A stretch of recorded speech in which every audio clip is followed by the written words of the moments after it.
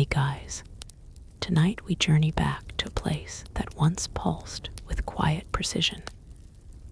A civilization that built cities before many others even understood what a city could be. A place of straight roads, careful planning, and a rhythm of life so steady it almost feels unreal now. This is the story of the Indus Valley Civilization, and how something so organized, so vast, could slowly fade into silence. The air is warm, but not unbearable. A soft wind moves across a flat, dusty landscape, carrying with it the faint smell of baked clay and distant water. The sun hangs high, but the streets below are not chaotic. They are calm, ordered, almost unusually so. You walk along a wide street laid out in a perfect grid. The ground beneath your feet is firm, made of carefully placed bricks, uniform in size, aligned with intention. On either side, houses rise in quiet rows. Their walls are thick, built not for display, but for durability. Small openings allow air to pass through, keeping the interiors cool. There is no noise of shouting crowds, no overwhelming chaos. Instead, life here feels measured. This is a city like Mohenjo-Daro or Harappa, though no one here calls it that. To the people living within these walls, it is simply home. Water flows nearby, guided through channels and drains, so advanced they feel almost modern. Every house connects to a drainage system. Wastewater disappears beneath the streets, carried away through covered brick-lined passages. There is no stagnation, no foul smell lingering in the air. It is a system that works quietly, efficiently, without needing attention. Time here moves differently. Morning begins not with urgency, but with routine. A man steps out from his home, carrying a small clay pot. He walks to a well not far, never far, because wells are placed with intention throughout the city. He lowers the pot, draws water, and returns. The process is repeated by others, each movement familiar, practiced. Inside the houses, daily life unfolds behind modest walls. Rooms are arranged around central courtyards. Light enters softly, filtered through open spaces rather than wide windows. There is privacy here, but not isolation. Craftspeople begin their work as the sun climbs higher. Some shape beads from stone, drilling them with astonishing precision. Others mold clay into pottery, spinning wheels slowly, steadily, forming vessels that will carry water, grain, or oil. There is skill in everything. Even the smallest objects, seals carved from steatite, bear intricate designs. Animals, symbols, patterns that seem to communicate something, though what exactly, no one beyond this world will ever fully understand. The writing system exists, but it remains silent to the future. Short inscriptions, repeated signs, meaning held tightly, never revealed. And yet, despite this silence, the civilization thrives. Trade moves quietly through this world, not in loud caravans or dramatic exchanges, but in steady, reliable patterns. Goods travel from one region to another: beads, metals, ceramics, reaching lands far beyond the Indus River. There is connection here, a network that stretches further than the eye can see. But what is most striking is what is missing.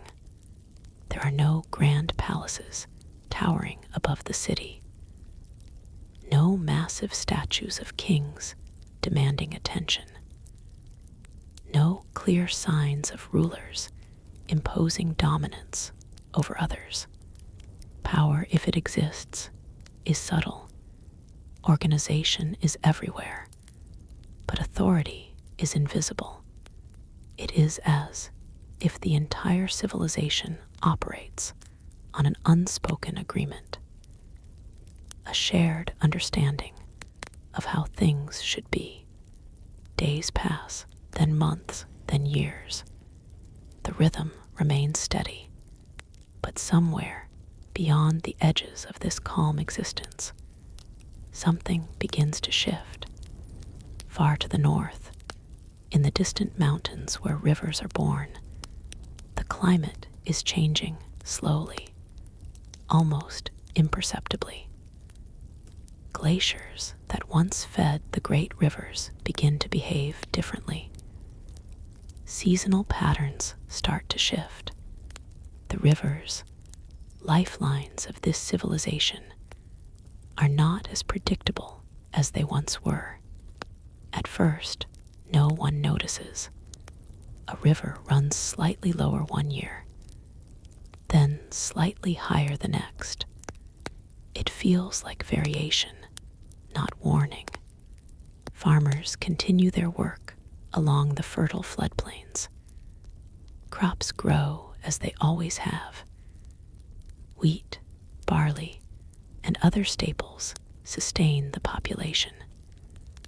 The soil remains rich for now, but water is everything here. And when water changes, everything connected to it follows. In another part of the region, the land grows drier. Rainfall patterns begin to weaken. What was once reliable becomes uncertain. The monsoon does not arrive with the same strength, or it arrives differently, too much at once, then nothing at all. Still, life continues, because change, when it is slow, does not feel like change. It feels like normal. In the cities, people adapt without realizing they are adapting. Wells are dug a little deeper. Storage practices shift slightly. Crops are adjusted subtly. No alarm is raised. There is no moment where someone stands in the center of the city and declares that something is wrong, because nothing feels dramatically wrong. Not yet. The streets remain orderly. The drains still function. The houses still stand. But beneath the surface, stability is beginning to thin. Trade routes, once reliable, start to weaken. Not collapse, but weaken. Connections become less consistent. Goods take longer to arrive. Some items simply stop appearing altogether. It is not catastrophic. It is inconvenient. And inconvenience is easy to ignore. Generations pass. The children growing up now do not know that anything has changed. To them, this is simply how the world works. Slightly drier, slightly less predictable, slightly quieter. The cities still exist, but something subtle is happening within them. They are no longer expanding. There are no signs of major new construction, no evidence of rapid growth. Instead, there is maintenance, repair, continuation. The focus shifts from building forward to holding steady, and holding steady requires effort, effort that increases slowly, year by year. Some families begin to move, not far, just enough to adjust. A village here becomes slightly larger. A section of a city becomes slightly less populated. There is no mass exodus, just movement, quiet, gradual, almost invisible. And because it is invisible, it goes unnoticed by history, at least at first. The great cities do not fall overnight. They do not burn. They do not collapse into chaos. They simply begin to empty. A house that once held a family is no longer occupied. Another follows, then another. Not abandoned all at once, but left behind in stages. Doors close and never reopen. Courtyards gather dust. The wells still exist, but fewer people come to draw water. And still, no one writes this down in a way the future can understand. No records of disaster. No detailed accounts of crisis. Only silence. Archaeologists, thousands of years later, will search for answers in broken bricks and scattered artifacts. They will look for signs of invasion, war, sudden destruction, but they will not find them because the ending of this civilization does not fit those patterns. It is not loud. It is not dramatic. It is gradual, so gradual that even the people living through it may not fully realize what is happening. The rivers continue to shift. One of the major rivers, often identified as the Saraswati or Gagar-Hakra system, begins to dry up or change course significantly. What was once a strong, sustaining presence becomes unreliable, then absent. Without water, settlements near these rivers cannot continue as they once did. So people move, again not in panic, but in necessity. They follow water. They always have. As populations shift eastward toward more stable river systems like the Ganges, the old cities are left behind. Not destroyed, just no longer needed. The bricks remain. The streets remain. The drains, once carrying water efficiently beneath the city, sit unused. Dust settles where life once moved, and over time, the memory of these places fades, not erased completely, but softened, like a story told less often with each passing generation. Eventually, the Indus Valley Civilization, as a unified, recognizable system, is no longer there, not because it was conquered, not because it failed in a dramatic moment, but because the conditions that supported it slowly changed, and the people adapted by leaving, and that adaptation, quiet and practical, became its disappearance. In the distance, wind moves across the empty streets of a once living city. It passes through doorways, over bricks, across spaces where voices once echoed. There is no final scene, no closing moment, only absence, and that absence raises a question that lingers far beyond this place. How can something so advanced, so carefully built, simply fade away without leaving a clear answer behind.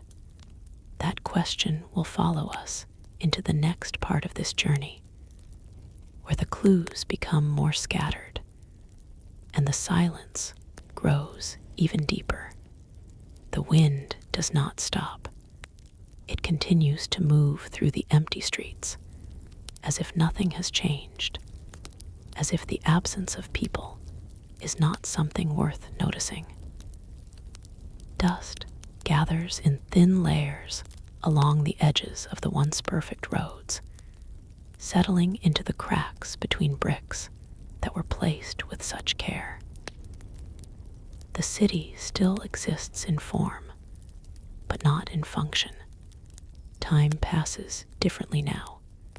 Without daily life to measure it, no footsteps, no voices, no routine. The sense of time becomes stretched, indistinct. Days blur into one another. Seasons shift quietly, unnoticed by anyone who might have once marked their arrival with habit or ritual.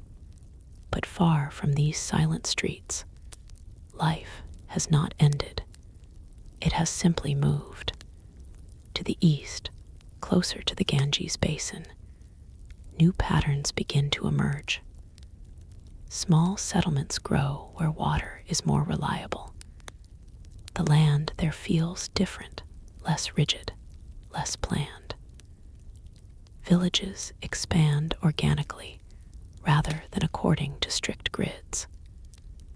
The sense of careful urban design that once defined the Indus cities does not fully carry over.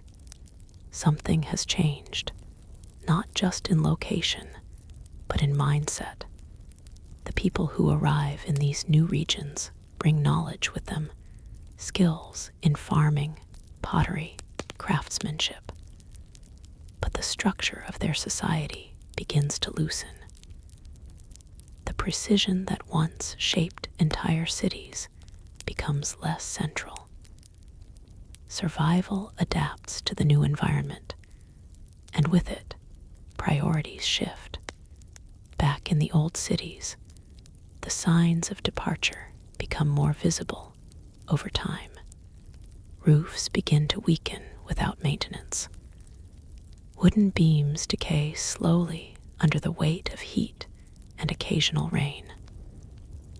Walls, once solid, start to crack, not from violence, but from neglect. One building collapses inward, then another. Each collapse is quiet. There is no one there to hear it. In some areas, later inhabitants briefly return. Archaeological traces suggest that smaller groups may have reused parts of the cities, living among the remains, adapting old structures for simpler needs. But these are not the same communities that once filled the streets with steady life. These are fragments, temporary presences. They do not restore what was lost. They simply pass through. The intricate drainage systems, once one of the most remarkable features of these cities, begin to clog. Without regular cleaning and maintenance, debris accumulates. Water no longer flows as smoothly. Stagnation appears in places where efficiency once defined everything. It is a quiet breakdown, not caused by destruction, but by absence of care. And absence, over time, changes everything. Even the artifacts left behind begin to shift in meaning. A bead, once part of a necklace worn daily, becomes an isolated object buried beneath layers of dust. A seal, once used in trade or identity, loses its purpose entirely. The symbols carved into it, so deliberate, so consistent, become unreadable not just in language, but in context. They are no longer part of a living system. They are remnants, and remnants do not explain themselves.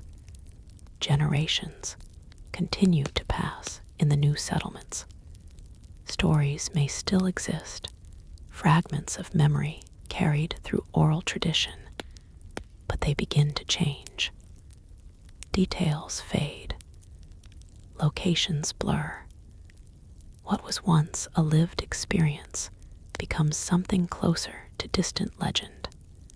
A place of great cities, a place where everything was ordered, a place left behind, but without written records that can be clearly understood.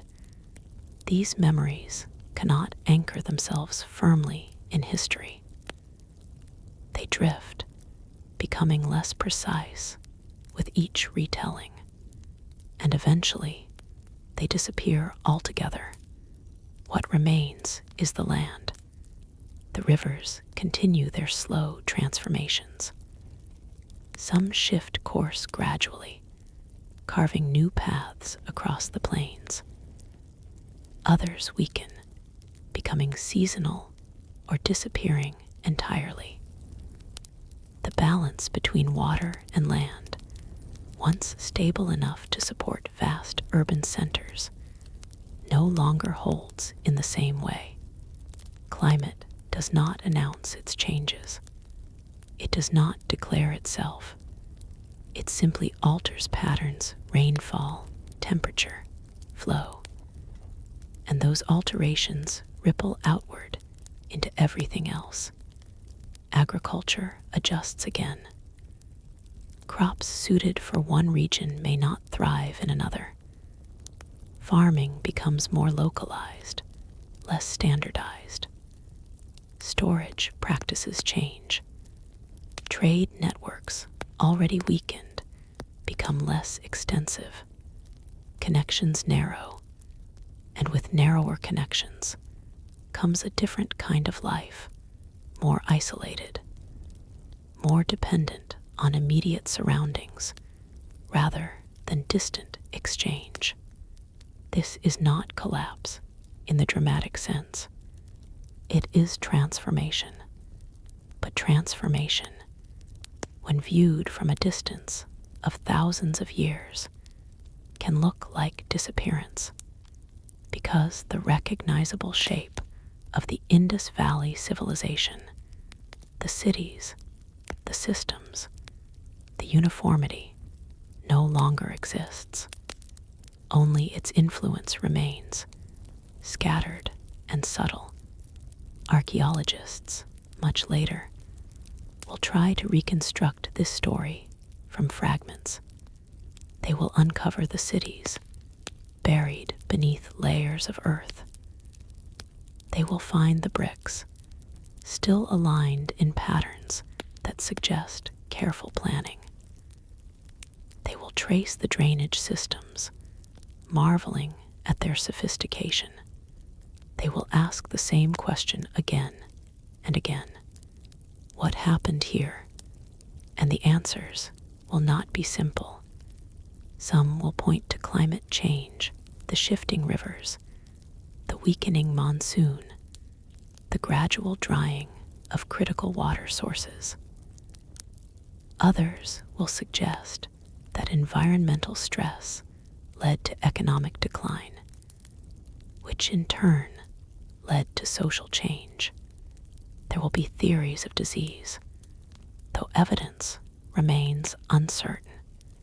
There will be discussions of migration, adaptation, decentralization, but no single explanation will feel complete on its own, because what happened here was not one event.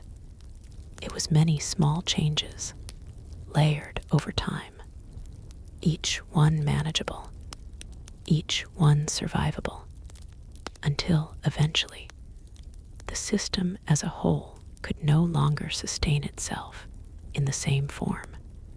And so it changed, not with a final moment of collapse, but with a slow release, like a structure gently losing tension until it settles into a different shape. Back in the silent city, the sun continues to rise and set. Light moves across empty streets, casting shadows where people once walked. The geometry of the place remains visible straight lines, right angles, intentional design.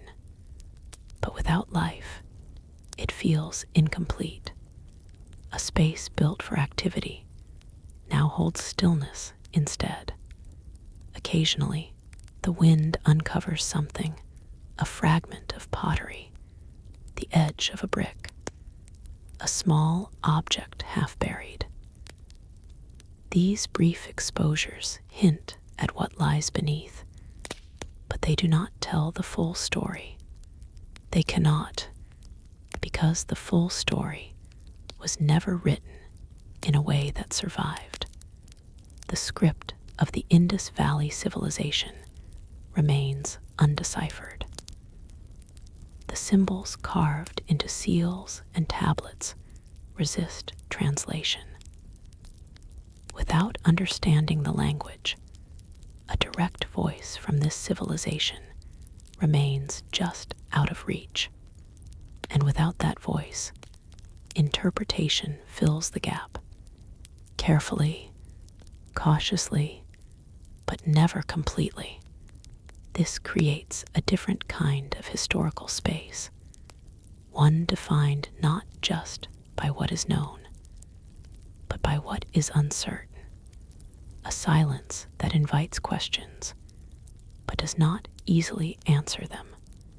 And in that silence, the idea of disappearance becomes more complex, because the people did not vanish.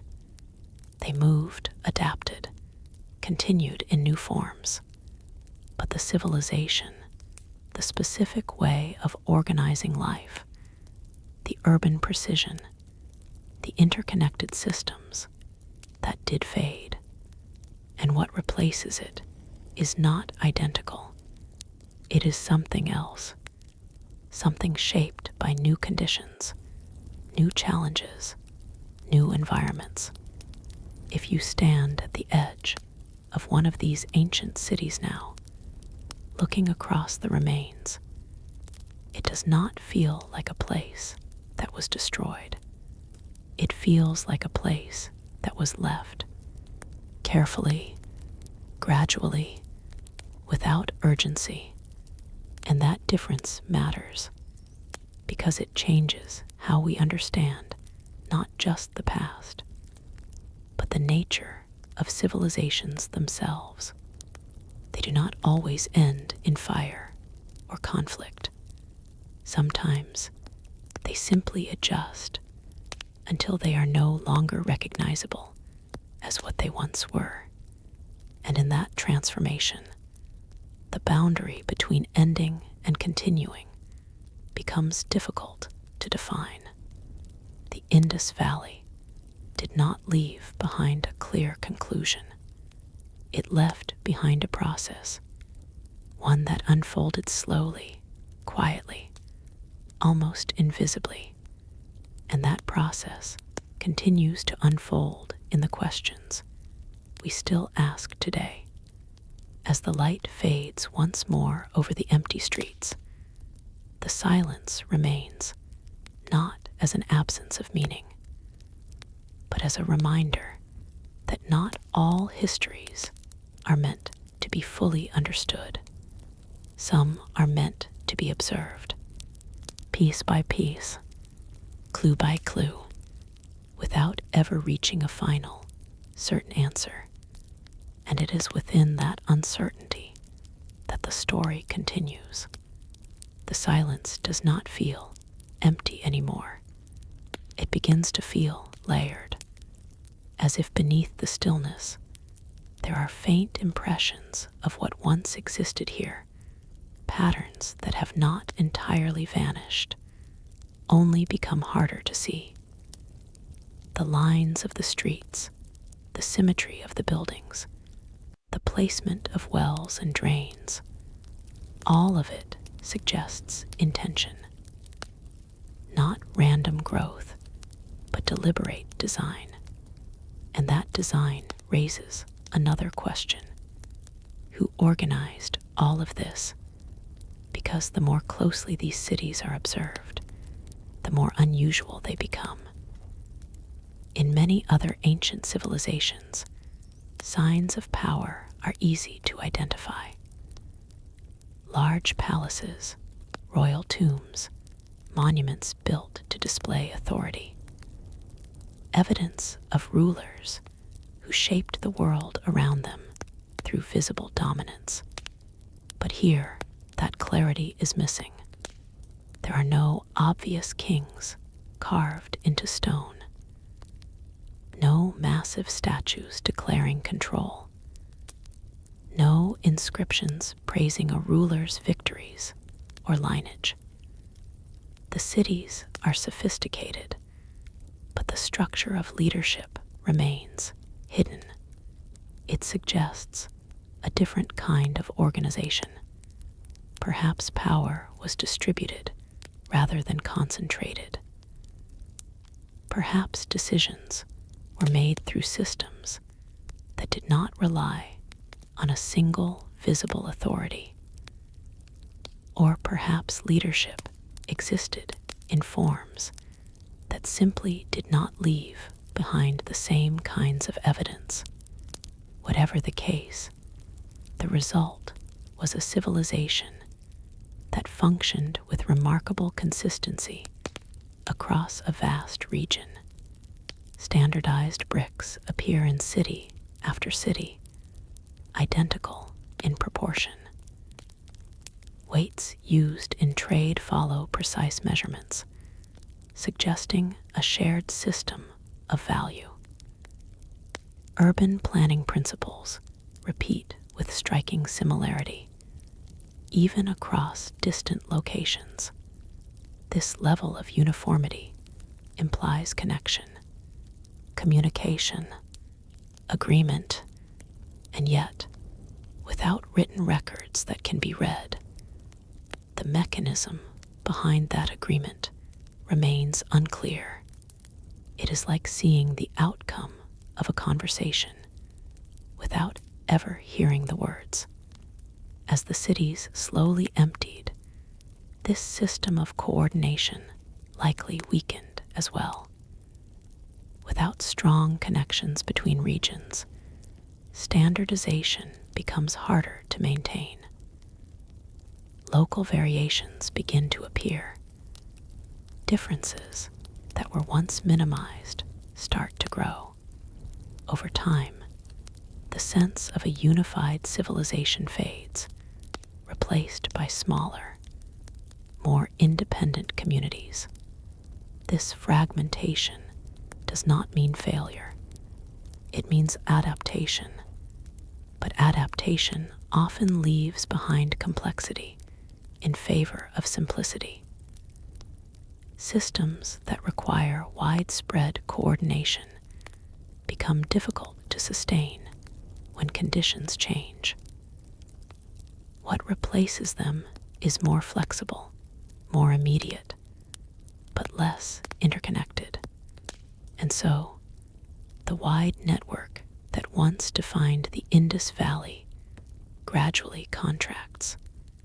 Trade, once reaching distant lands like Mesopotamia, becomes more localized. The steady flow of goods slows, then shifts direction, then reorganizes entirely. External connections weaken, and with them, the exchange of ideas and materials. This isolation changes the rhythm of life. Without long distance, trade reinforcing consistency, regional identities become more distinct. Styles of pottery vary more. Tools are shaped differently. Cultural practices begin to diverge. The shared identity that once connected distant cities becomes less defined, and eventually it disappears. But traces remain in small details, in techniques passed down quietly through generations, in habits that continue without awareness of their origin, a way of shaping clay, a method of organizing space, a pattern of living that echoes something older, something no longer fully remembered. These traces are subtle, but they matter because they suggest continuity beneath the surface of change. Even as the visible structure of the civilization fades, parts of it persist, absorbed into new ways of life, transformed rather than erased. Meanwhile, the physical remains of the old cities continue their slow return to the earth. Wind carries fine particles across the landscape, settling into open spaces. Seasonal rains, though less predictable, still arrive occasionally, softening edges, shifting layers of soil. Plants begin to grow in cracks, their roots pressing gently against bricks that were once tightly fitted. Nature does not rush. It reclaims gradually. A wall that once defined a boundary becomes uneven, then partial, then indistinct. A street that once guided movement becomes a faint line, then a suggestion, then nothing at all. The transformation is patient, and because it is patient, it often goes unnoticed until much later. Thousands of years pass. The memory of these cities is no longer part of living culture. The land holds their remains, but without context, they become something else.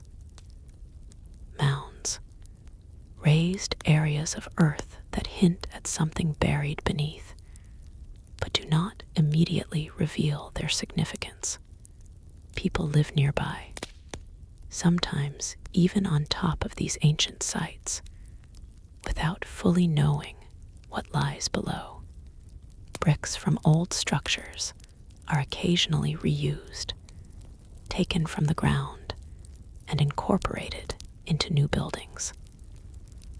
The material continues, even as its original form is forgotten. It is a quiet kind of recycling, a continuation without recognition. And then, much later still, curiosity returns. Exploration begins, not by those who built the cities, but by those who discover them. Archaeologists arrive, drawn by patterns in the landscape, by fragments found at the surface. Excavation begins carefully, layer by layer, revealing what has been hidden for millennia. At first, the findings are confusing. The scale of the cities becomes apparent, larger, and more organized than expected. The uniformity of construction raises questions. The drainage systems, still partially intact, suggest a level of engineering that feels surprisingly advanced. Piece by piece, a picture begins to form, but it is incomplete because while the physical structures can be uncovered, the meaning behind them remains partially obscured. The script, carved into seals and tablets, resists translation. Without a clear understanding of the language, the thoughts, beliefs, and internal workings of the civilization remain just beyond reach.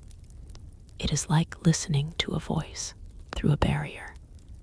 You can hear that something is being said, but not what it means. This creates a unique challenge. Most ancient civilizations leave behind some form of readable record, texts that explain their systems, their leaders, their events. Even if incomplete, these records provide a direct connection to the past. But here, that connection is missing. And so, interpretation must rely on indirect evidence, on patterns, on comparisons, on careful inference. Every discovery adds detail, but also raises new questions. Why were the cities so uniformly planned? How did such a large region maintain consistent standards? What role did the undeciphered script play in daily life? And most importantly, why did it all change? The answers remain complex. Climate continues to be a central piece of the explanation.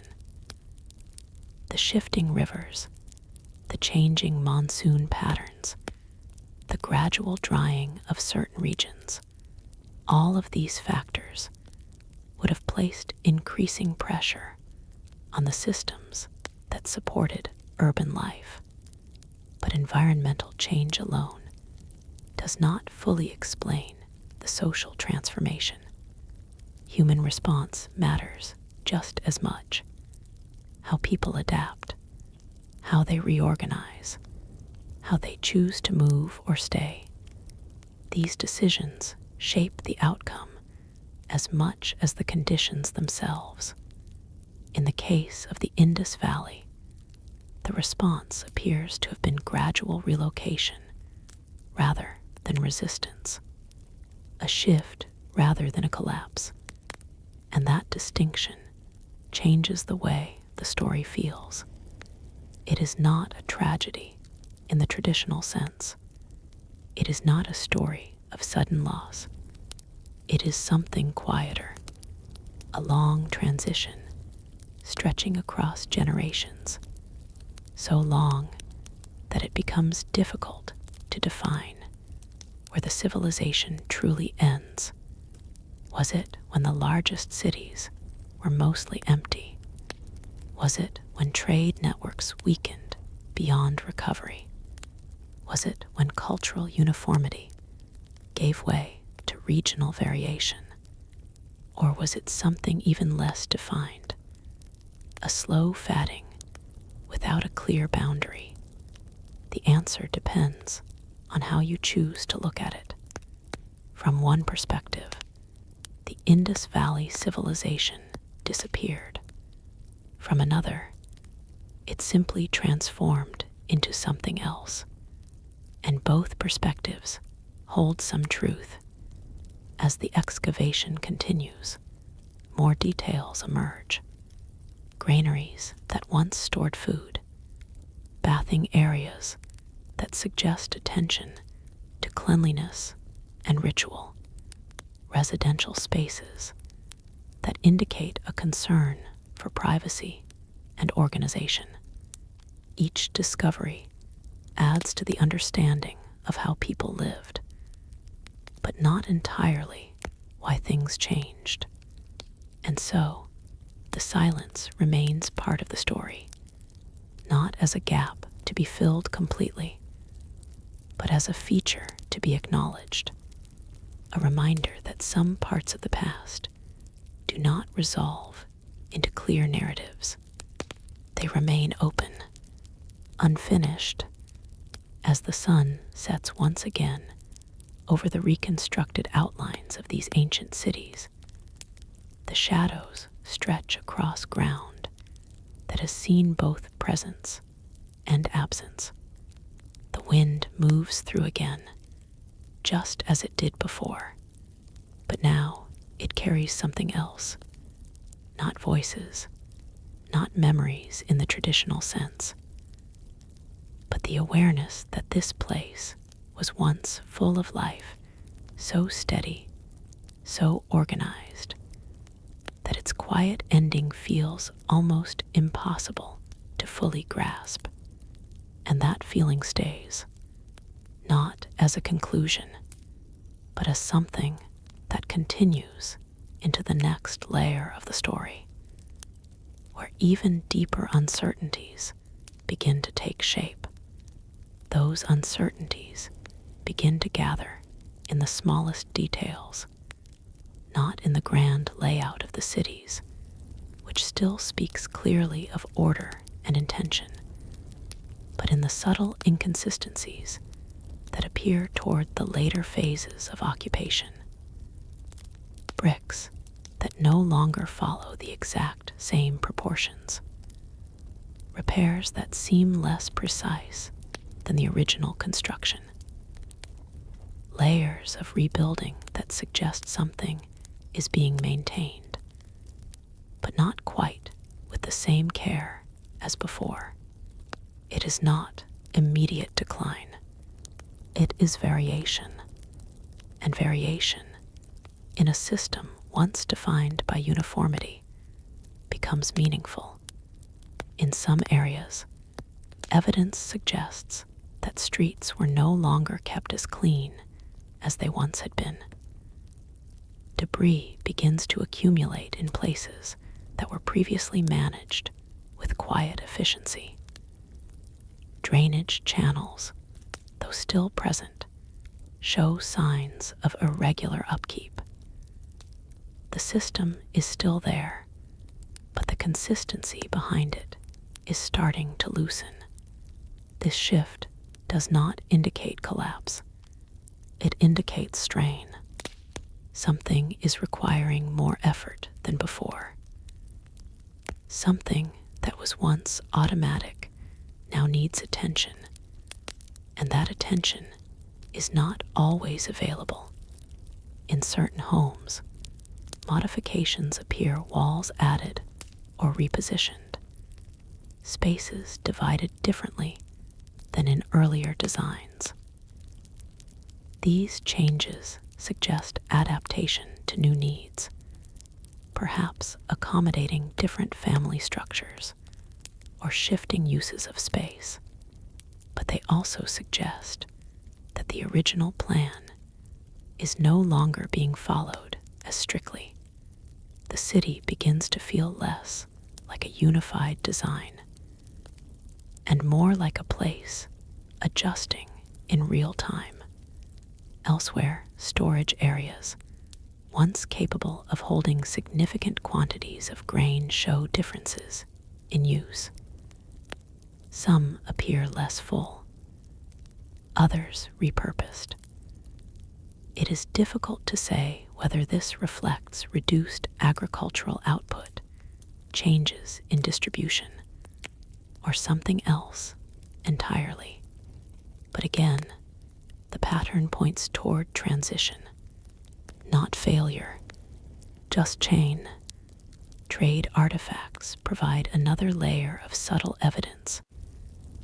Materials that once arrived from distant regions, stones, metals, crafted goods, become less common in later layers. Their absence is not absolute, but noticeable. Connections that once felt stable now seem less certain. And when connections weaken, systems that depend on them begin to shift as well. Perhaps local production increased to compensate. Perhaps communities became more self-reliant, focusing on what was immediately available rather than what could be obtained through long-distance exchange. This would make sense in a changing environment, but it also marks a departure from the earlier interconnectedness that defined the civilization. Step by step, the structure becomes more localized, more flexible, less uniform, and with each adjustment, the identity of the civilization changes slightly, not enough to be noticed in a single lifetime, but enough that, over generations, the difference becomes clear. In some regions, settlements grow smaller rather than larger. Instead of expanding urban centers, there is a pattern of dispersion, people spreading out into more numerous, less densely populated areas. This movement may reflect environmental realities. Smaller communities can be more adaptable when resources fluctuate. They require less centralized coordination, less dependence on large-scale infrastructure, but they also lack the complexity of large cities. The trade-off is subtle but significant. Complexity gives way to resilience. Structure gives way to flexibility. And in that shift, something essential changes. The Indus Valley Civilization, as it once existed, a network of large, carefully planned urban centers, becomes less viable under new conditions, not because it was poorly designed, but because the conditions it was designed for no longer exist in the same way. This is an important distinction. It suggests that the civilization did not fail due to internal weakness alone. It adapted to external change, and in doing so, it transformed beyond recognition. There are also hints, uncertain but intriguing, of social shifts within this process. Differences in burial practices, variations in artifacts, subtle changes in how space is used. All of these may point to evolving cultural norms, but without clear written records, interpretation remains cautious. Every conclusion must be held lightly, because the evidence does not speak in complete sentences. It speaks in fragments, and fragments can be arranged in more than one way. Meanwhile, the broader environment continues its slow transformation. The rivers that once sustained dense populations do not return to their previous patterns. Some remain diminished. Others have shifted too far to support the same settlements. The landscape itself is no longer aligned with the infrastructure that once defined it. Fields that were once fertile may become less reliable.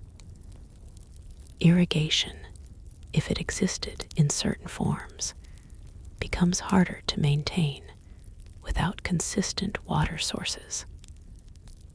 Agricultural cycles, once predictable, begin to vary more widely. This introduces uncertainty into daily life, and uncertainty changes behavior. Communities that once relied on stable patterns must now prepare for variation. Storage becomes more important. Mobility becomes more valuable.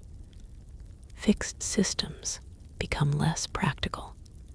In this context, the gradual movement away from large cities makes sense. It is not abandonment driven by fear. It is relocation driven by necessity, a steady adjustment to a world that is no longer the same. As generations continue to pass, fewer people remain who have direct memory of the old urban centers. The knowledge of how those cities functioned, how to maintain their systems, how to organize their spaces, fades gradually, not because it is lost suddenly, but because it is no longer used. And knowledge that is not used does not remain sharp. It softens, it simplifies, until eventually it disappears. What remains are echoes, techniques passed down without full understanding of their origin, objects created in similar styles, but with slight differences, cultural habits that feel natural, even though their roots extend far into a past that is no longer clearly remembered.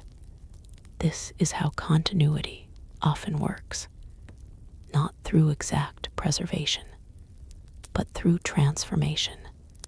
And so, the Indus Valley does not vanish completely. It dissolves into what comes next, into cultures and communities that carry pieces of it forward, even as they become something new.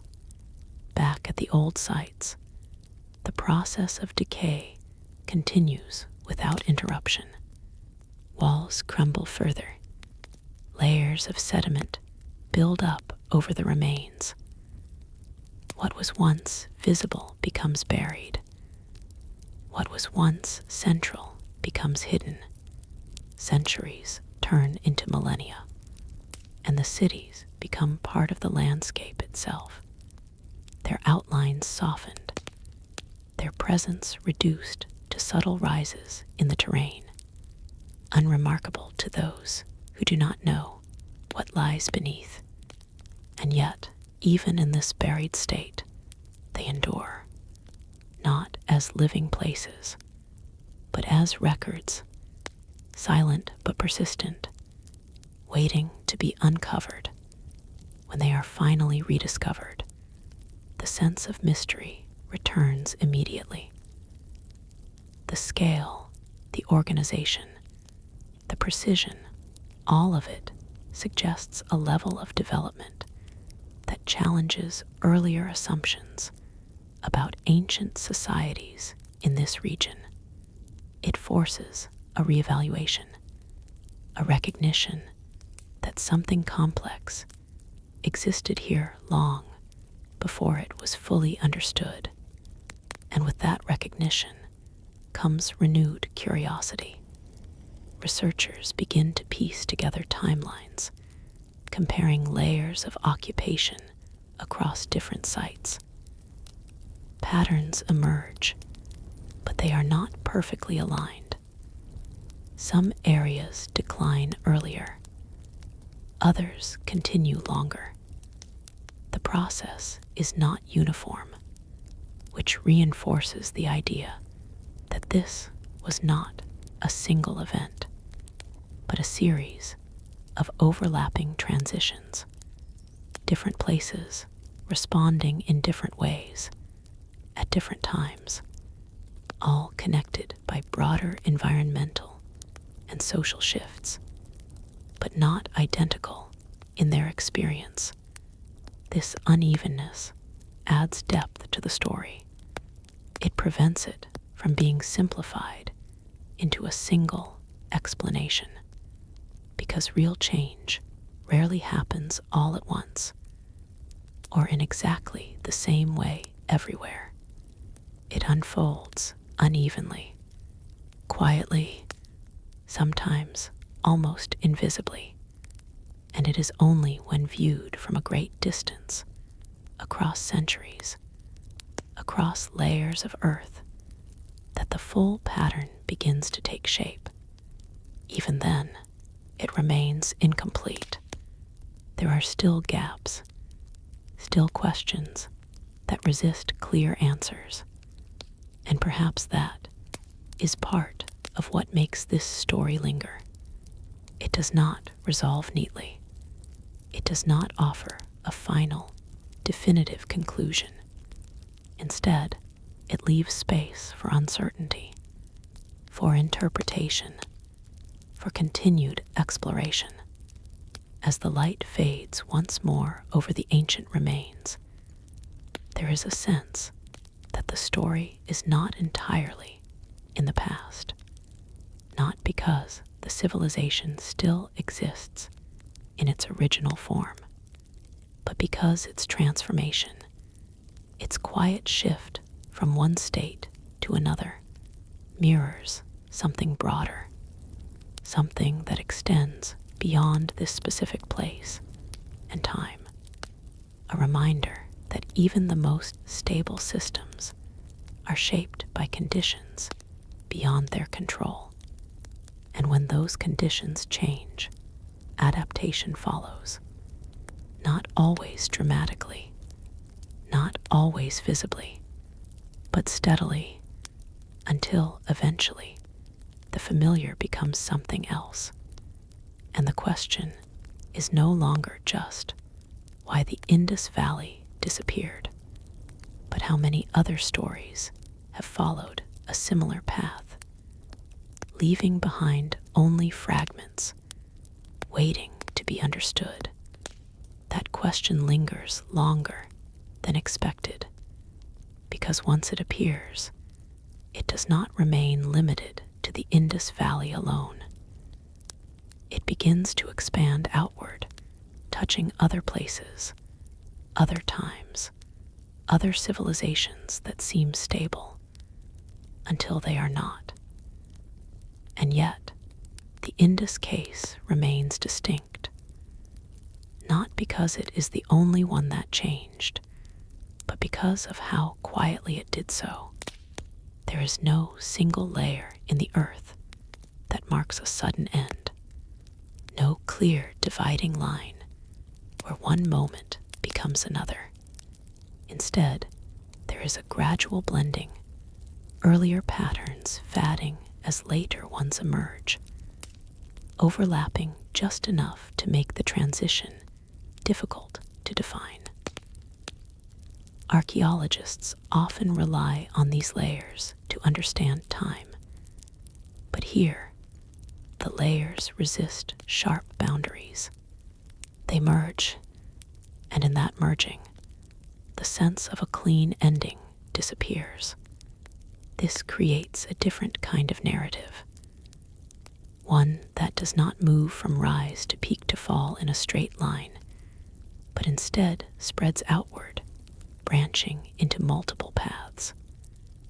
Some settlements decline quickly, others persist longer, some adapt more successfully, others are left behind.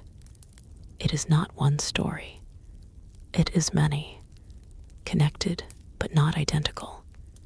In one region, near what was once a strong river channel, evidence suggests repeated attempts to continue living in the same place. Structures are rebuilt, adjustments are made, wells are deepened further. The effort to remain is visible, but eventually, even these efforts stop, not abruptly, but with diminishing intensity, as if the cost of staying has slowly become too high. In another area, the transition appears smoother. The movement away from large urban centers seems almost planned, though not formally organized. Smaller communities appear nearby, suggesting a gradual redistribution rather than a forced departure. Families may have left in stages, maintaining connections for a time before fully separating. There is a sense of continuity in the movement, not escape, but relocation. And then there are places where the change is harder to trace. Sites that seem to fade without leaving a clear pattern behind. Perhaps they were used intermittently. Perhaps they were abandoned and briefly revisited. The evidence is too fragmented to say with certainty. This variation complicates the search for a single cause, because it suggests that different communities responded differently to the same broader pressures. Some held on longer, some adapted faster, some moved sooner, and all of these responses are part of the same larger transformation. The environment continues to play its quiet role throughout this process. Climate data, gathered much later through scientific methods, points toward long-term shifts in rainfall patterns during this period. The monsoon, once more reliable, becomes less predictable. Years of sufficient rain may be followed by years of scarcity. This inconsistency introduces a kind of instability that is difficult to manage on a large scale. Urban systems depend on predictability, on steady inputs and outputs. When that predictability weakens, the systems must either adapt or shrink. In the case of the Indus Valley, the evidence suggests both. Adaptation where possible, reduction where necessary. Over time, the balance tips towards smaller, more flexible arrangements. This does not mean that knowledge is lost entirely. Agricultural techniques continue. Craft traditions persist, but the scale changes. The coordination required for large urban centers becomes less practical, and so those centers are no longer maintained. It is not that people forget how to build them. It is that they no longer need to, or cannot sustain them under new conditions. This distinction matters because it shifts the narrative away from decline as failure and toward change as response.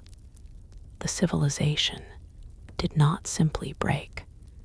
It adjusted, and in adjusting, it became something else, something less centralized, less uniform, but still human, still active, still continuing in ways that are harder to trace through the archaeological record. Back in the abandoned cities, time continues its quiet work. Layers of earth build slowly, covering floors, filling spaces, softening edges. Objects are buried not in a single event, but through accumulation. Dust, debris, organic material, all contributing to a gradual concealment. What was once visible becomes hidden. What was once used becomes still, but not gone, never entirely gone.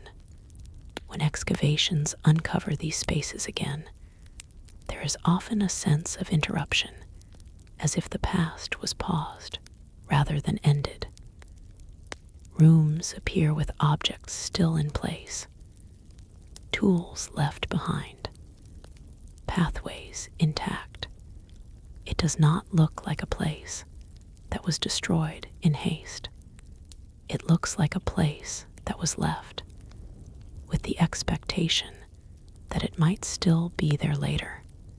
And perhaps, for those who left, that was true.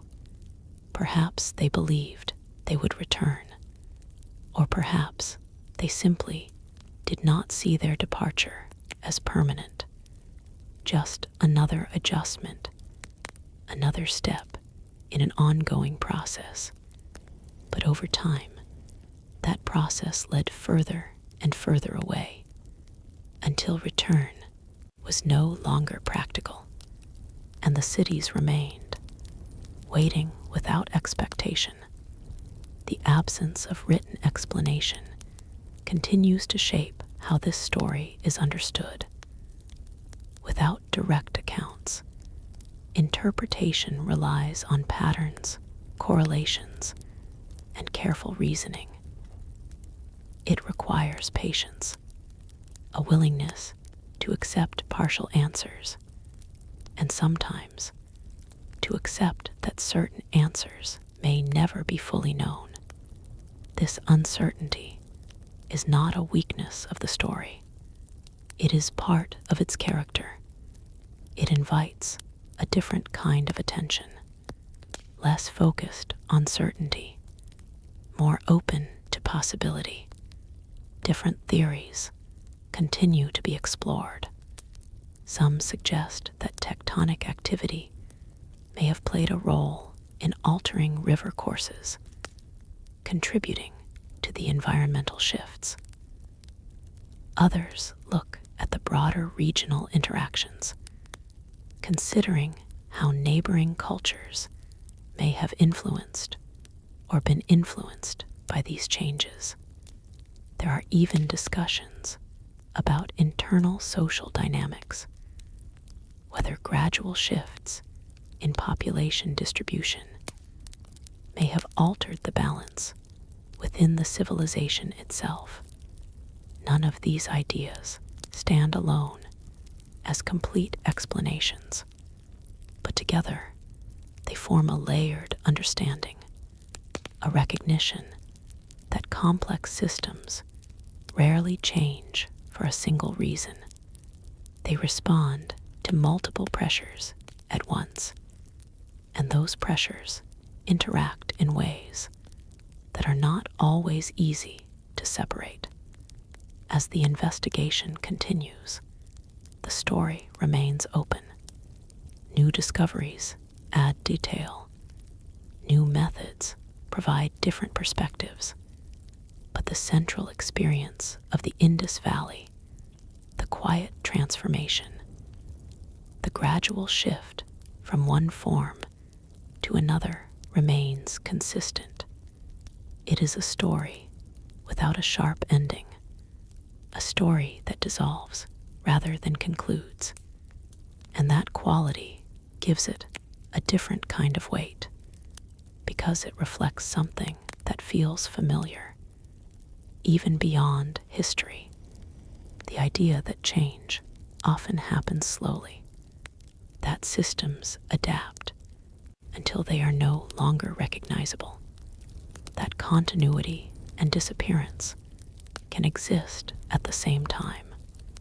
As the last light of the day fades across the ancient landscape once more, there is no sense of finality, only continuation. The wind moves again through spaces that once held structure and meaning. It passes over buried streets, across forgotten walls, through layers of time that hold fragments of a world that no longer exists in its original form, but still exists in pieces, in traces, in questions. And those questions do not end here. They carry forward into the next part of the journey, where the focus shifts even deeper into the human experience within this transformation. How it might have felt, moment by moment, to live through a world that was slowly, almost imperceptibly, changing around you. It would not have felt like the end of a civilization. That is perhaps the most difficult part to fully grasp, because when we look back, knowing how the story unfolds, it is tempting to imagine a sense of awareness, a moment when people realized that something irreversible was happening. But in reality, for those living through it, the experience was likely much quieter, much less defined. A farmer wakes before sunrise, as he always has. The air feels slightly different, drier perhaps, but not alarmingly so. He walks to his fields, noticing that the soil does not hold moisture quite as well as it once did. The crops still grow, but they require more attention, more care. He adjusts. Maybe he plants a little differently this season. Maybe he relies more on stored grain, just in case. These are not dramatic decisions. They are practical responses to subtle changes. And so the day continues. In another part of the region, a craftsperson sits with tools that have been used for years. The materials available are slightly different now. A certain type of stone is harder to obtain. A particular trade good has not arrived in some time, so alternatives are used. The work changes slightly, not in a way that feels like loss, but in a way that feels like adaptation. Each small adjustment makes sense on its own. None of them suggest a larger pattern, but together they form one, a pattern that only becomes visible over long stretches of time. Within families, conversations shift in subtle ways. Discussions about where to settle, where water is more reliable, where opportunities might be better. These are not urgent debates. They are considerations, possibilities. Someone mentions a place further east where the river flows more consistently. Someone else knows of relatives who have already moved there. The idea of leaving does not feel extreme. It feels like one option among many, and eventually, for some, it becomes the chosen one. Packing does not happen all at once. There is no single day when everything is gathered and the doors are closed for the last time. Instead, movement happens in stages. A trip is made to explore a new area. A temporary stay becomes longer. A second journey follows, bringing more belongings. The connection to the old place remains for a while, then slowly weakens, until one day, without a clear marker, it is no longer the center of life. For those who stay behind, the changes continue in different ways. Fewer neighbors remain. The rhythm of the community shifts. Where there were once many voices, there are now fewer. Where activity once filled every part of the day, there are gaps, moments of stillness that were not there before. But still, life goes on. Meals are prepared. Work is done. Routines persist. Because daily life does not pause to acknowledge long-term transformation. It continues, even as the larger structure around it changes. Children grow up in this environment of gradual difference. They do not compare it to what came before, because they have no direct memory of it. For them, the slightly quieter streets, the smaller gatherings, the different materials, this is normal.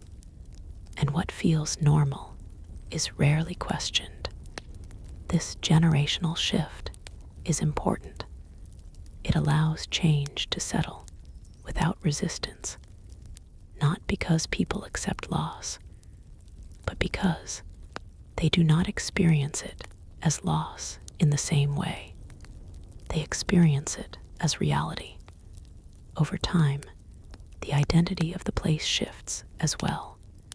What was once part of a larger, connected civilization becomes more localized. The sense of belonging to a vast network fades. Identity becomes tied more closely to immediate surroundings, village, family, region. This is not necessarily a reduction. It is a redefinition. But in that redefinition, the larger structure dissolves, without shared systems to maintain it, without the conditions that once supported it. the broader identity cannot hold, and so it fades, not through rejection, but through absence. Back in the nearly empty cities, the experience of those final inhabitants would have been different again. Living among structures built for many more people, there is a sense of space that feels almost too large. Streets designed for activity now hold long stretches of quiet. Buildings stand, but many are unused. Maintenance becomes more difficult with fewer hands. Some areas are simply left as they are, not out of neglect, but out of practicality. There is no need to maintain what is no longer essential. Gradually, life contracts into smaller, more manageable spaces within the larger city. A few occupied houses surrounded by many empty ones. A reduced version of what once was. And even this reduced version does not last indefinitely. At some point, the balance shifts again. The remaining inhabitants decide, or are forced by circumstance, to leave as well. And when they do, there is no one left to continue the pattern. The city does not end with a final moment. It simply reaches a point where no one is there to carry it forward. And without people, a city is only structure, a framework without function. As the last footsteps fade, there is no immediate change in the physical landscape. The buildings still stand, the streets still exist, but something essential is gone. The intention behind it all, the daily repetition that gave meaning to each space. Without that, the city becomes something else entirely, a place defined by what it was, rather than what it is. Time moves on. Seasons pass over empty ground. Rain falls occasionally, softening surfaces, encouraging small growth in unexpected places. Wind continues its steady movement, carrying particles that settle into open spaces. Little by little, the edges blur. The sharpness of human design softens under natural processes, and yet traces remain. Enough to be found, enough to be studied, enough to suggest that something complex once existed here, but not enough to fully reconstruct every detail, because some aspects of human experience do not leave clear physical marks. Emotions, thoughts, decisions made in quiet moments. These are not preserved in brick or stone. They exist only in the moment they are felt, and then they are gone, which means that the human side of this transformation, the way it felt to live through it, can only be imagined. Carefully, respectfully, using the fragments that remain as guides, but never as complete answers. It likely did not feel like a story. It did not feel like history unfolding.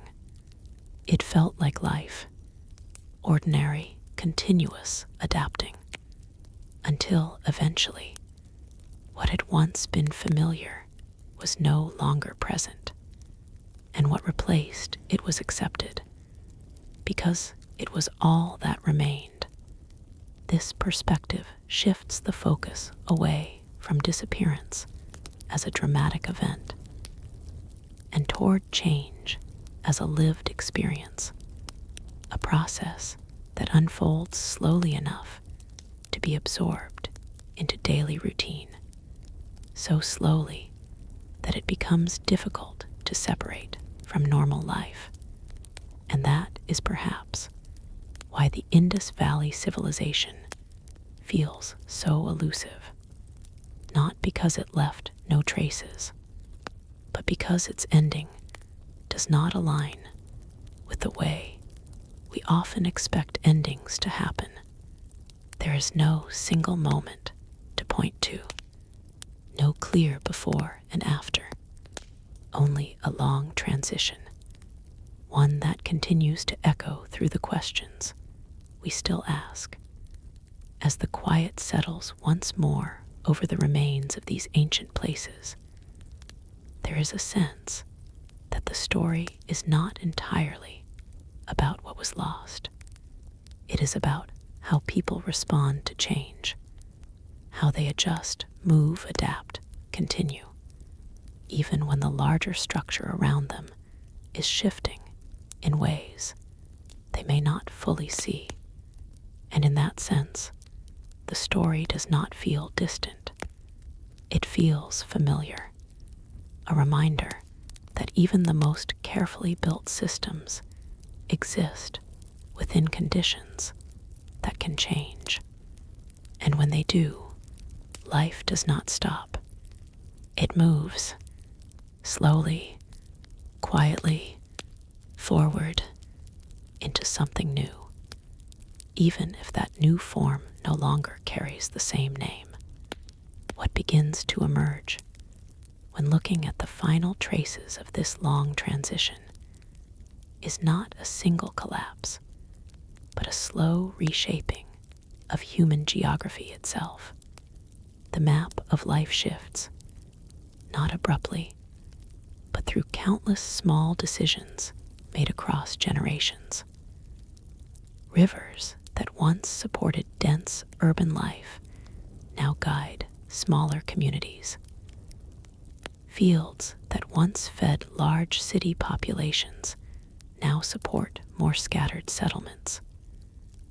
The center of gravity moves, not in one direction, but in many. And as it moves, the old coherence dissolves. What once functioned as a tightly connected network becomes a loose collection of regional adaptations. The idea of belonging to a single, unified system fades, replaced by more immediate identities shaped by environment, proximity, and necessity. Yet even in this fragmentation, there are continuities that persist beneath the surface. Certain technologies remain recognizable across time. Methods of pottery making, for example, continue with variations that suggest inheritance rather than invention. Agricultural practices adapt, but do not restart from zero. Some forms of measurement and craft show faint echoes of older systems, even if the original framework that supported them is no longer visible. This is how civilizations often leave their imprint without remaining intact, not as a whole structure, but as fragments absorbed into what comes next. In this case, those fragments become part of later cultural landscapes in South Asia, though not in a direct, easily traceable line. The connection is subtle, woven through layers of time and migration, influence and adaptation.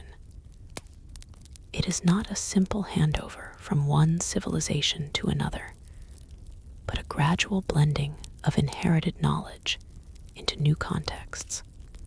And because of that, the Indus Valley does not truly disappear in an absolute sense. It disperses, it dissolves into continuity. Meanwhile, the physical remnants continue their long transformation underground. The buried cities do not remain frozen in time. they continue to interact with their environment, even while hidden. Moisture shifts soil composition. Pressure alters structural integrity. Organic material decomposes, leaving voids where life once was. Over centuries, these processes reshape the archaeological record itself.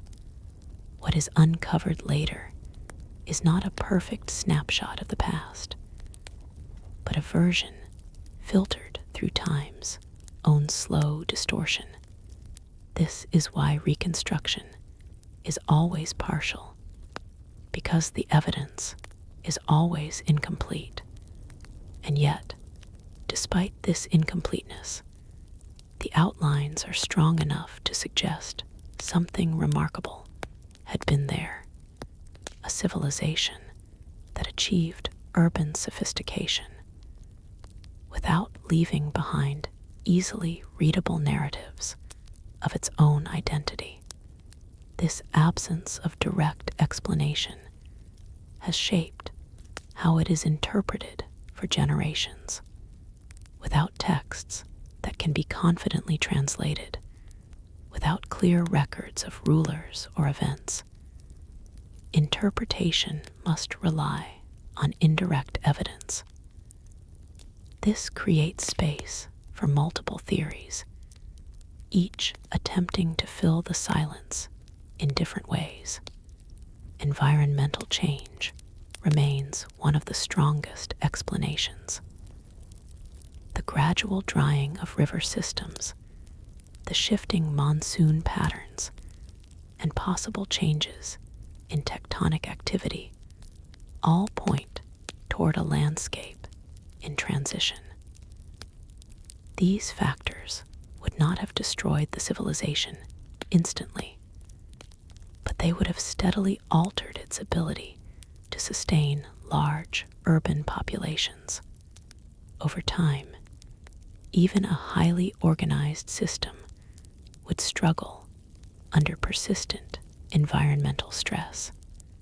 But environmental change alone does not fully explain the cultural transformation. Human responses are equally important. Some communities likely chose mobility over permanence, following water sources as they shifted. Others may have intensified local agriculture, focusing on smaller-scale resilience rather than large-scale coordination. These choices, repeated across generations, gradually reshape social structure. In this way, adaptation becomes the primary mechanism of survival. But adaptation has consequences. It reduces reliance on shared systems that require wide coordination. It increases local autonomy. It shifts focus from collective infrastructure to immediate needs. And over time, these shifts accumulate. What was once a tightly integrated civilization becomes a series of independent or semi-independent communities, each adjusting to its own circumstances. This fragmentation is not necessarily decline. It is reorganization. But from the perspective of the original urban system, it appears as dissolution. In the old cities, this process would have been experienced as a slow contraction of public life. Markets that once bustled with activity become quieter. Public spaces that once served large gatherings become underused. Infrastructure designed for larger populations becomes oversized for the number of remaining residents. There is a mismatch between design and reality, and that mismatch grows over time. Eventually, maintaining such systems becomes impractical, and so they are abandoned, not because they fail suddenly, but because they no longer align with the scale of life being lived. What remains after this transition is a landscape filled with traces of a different kind of order. Streets laid out with precision, buildings constructed with consistent technique, drainage systems that hint at an understanding of urban sanitation far ahead of its time. These traces persist even when the society that created them no longer exists in its original form. And that persistence creates a kind of paradox, a civilization that is visible in its remnants, but invisible in its continuity. When later cultures encounter these remains, they do so without the full context of their creation. The cities are already ancient by the time they are rediscovered. Their meaning must be reconstructed backward from material evidence rather than living memory. This inversion of perspective is crucial because it means that what is known about the Indus Valley Civilization is always filtered through time, interpretation, and uncertainty. Even the name itself is a modern construction, applied long after the civilization had ceased to exist as a unified entity. It is a label for something that no longer identifies itself. As excavation continues into modern times, new technologies allow for more detailed analysis. Satellite imagery reveals buried river channels. Soil studies reconstruct ancient environmental conditions. Material analysis traces trade connections across vast distances. Each method adds depth, but none fully resolves the central mystery, because the core question is not just what happened, it is how a civilization so advanced in urban planning could transition so quietly into something so different without leaving a definitive record of its own explanation.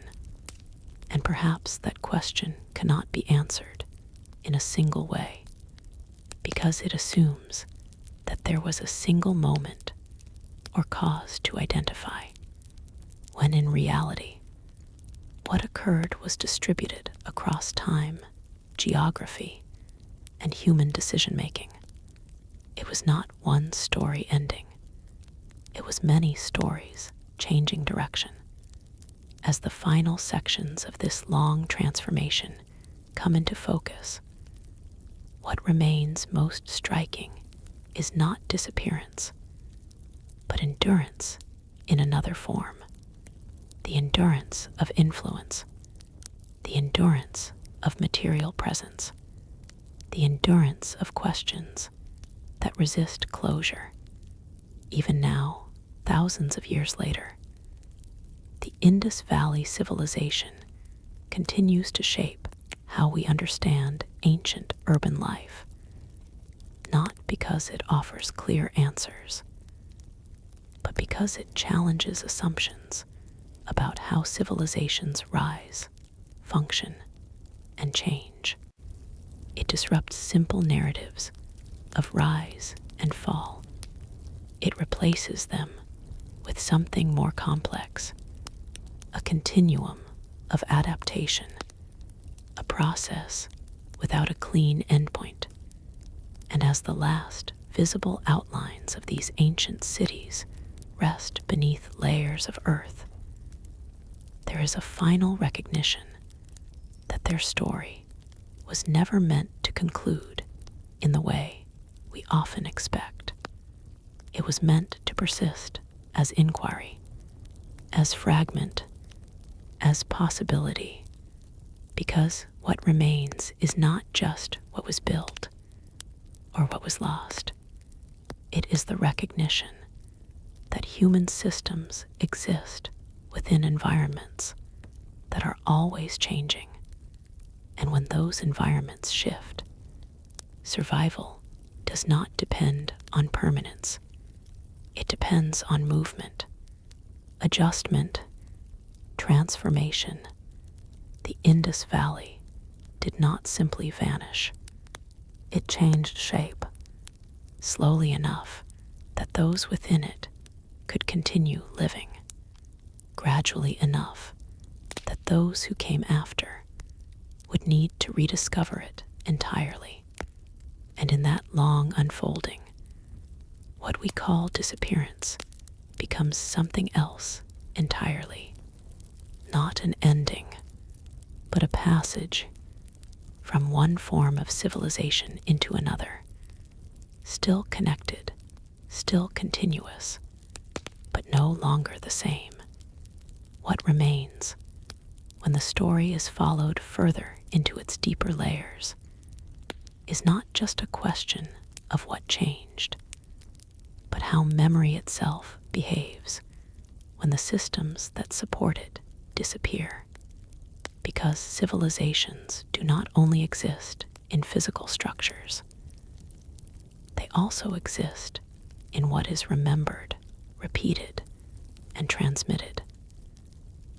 And in the case of the Indus Valley, that second layer, memory, becomes increasingly fragile as time moves forward, without written histories that remain legible, without continuous cultural records tied directly to the original urban centers.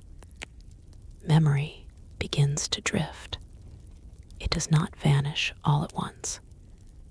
Instead, it slowly detaches from its original anchors.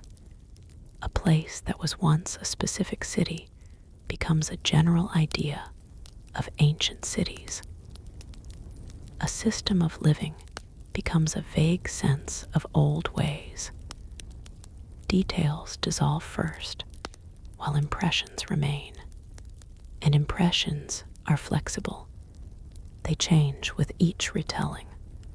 They adapt to the needs of the present, rather than preserving the precision of the past. This is how distant civilizations often survive in cultural consciousness, not as exact reconstructions, but as echoes shaped by time.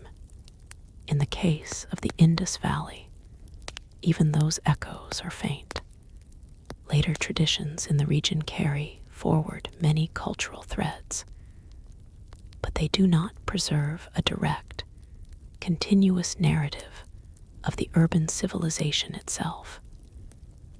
Instead, what persists are scattered influences, practical knowledge, agricultural familiarity, regional adaptations that blend into broader cultural evolution. The original identity becomes difficult to isolate, not because it was erased, but because it was absorbed. Meanwhile, in the physical landscape, the ancient sites continue their long burial. Layers accumulate with remarkable patience. Sediment carried by wind and water settles into depressions. Vegetation grows and decays, adding organic material to the soil. Over centuries, these processes smooth out irregularities, making once distinct urban features less visible from the surface. What was once a city becomes a subtle elevation, a faint contour in the land, to someone walking above it without knowledge. There is nothing obvious to indicate what lies below. This concealment is not intentional. It is simply the result of time interacting with structure, and yet it has a profound effect on discovery, because when these sites are eventually uncovered, they do not present themselves as ruins in the immediate sense. They present themselves as revelations, unexpected complexity emerging from ground that appeared ordinary. Each excavation becomes a reversal of time. Layers are removed instead of added. Distinctions are restored instead of blurred. The past is reconstructed step by step, in reverse order of its disappearance. But even this process has limits. Archaeology can reveal architecture, materials, and spatial organization. It can suggest patterns of use and movement. It can reconstruct aspects of daily life with reasonable accuracy, but it cannot fully recover the subjective experience of living within that system. It cannot restore the immediacy of thought, the texture of perception, or the emotional reality of transition. Those elements remain inaccessible, and so the reconstruction remains partial, always approaching understanding, but never fully completing it. Within this space of partial knowledge, the Indus Valley Civilization becomes something unusual in historical study. It is both highly visible and deeply obscure, visible in its material sophistication, obscure in its internal narrative. This duality is what continues to draw attention to it across generations of research, because it challenges the assumption that complexity in the past must be accompanied by clear textual explanation. Here, complexity exists without that clarity, and that absence forces a different kind of interpretation, one based on inference rather than certainty.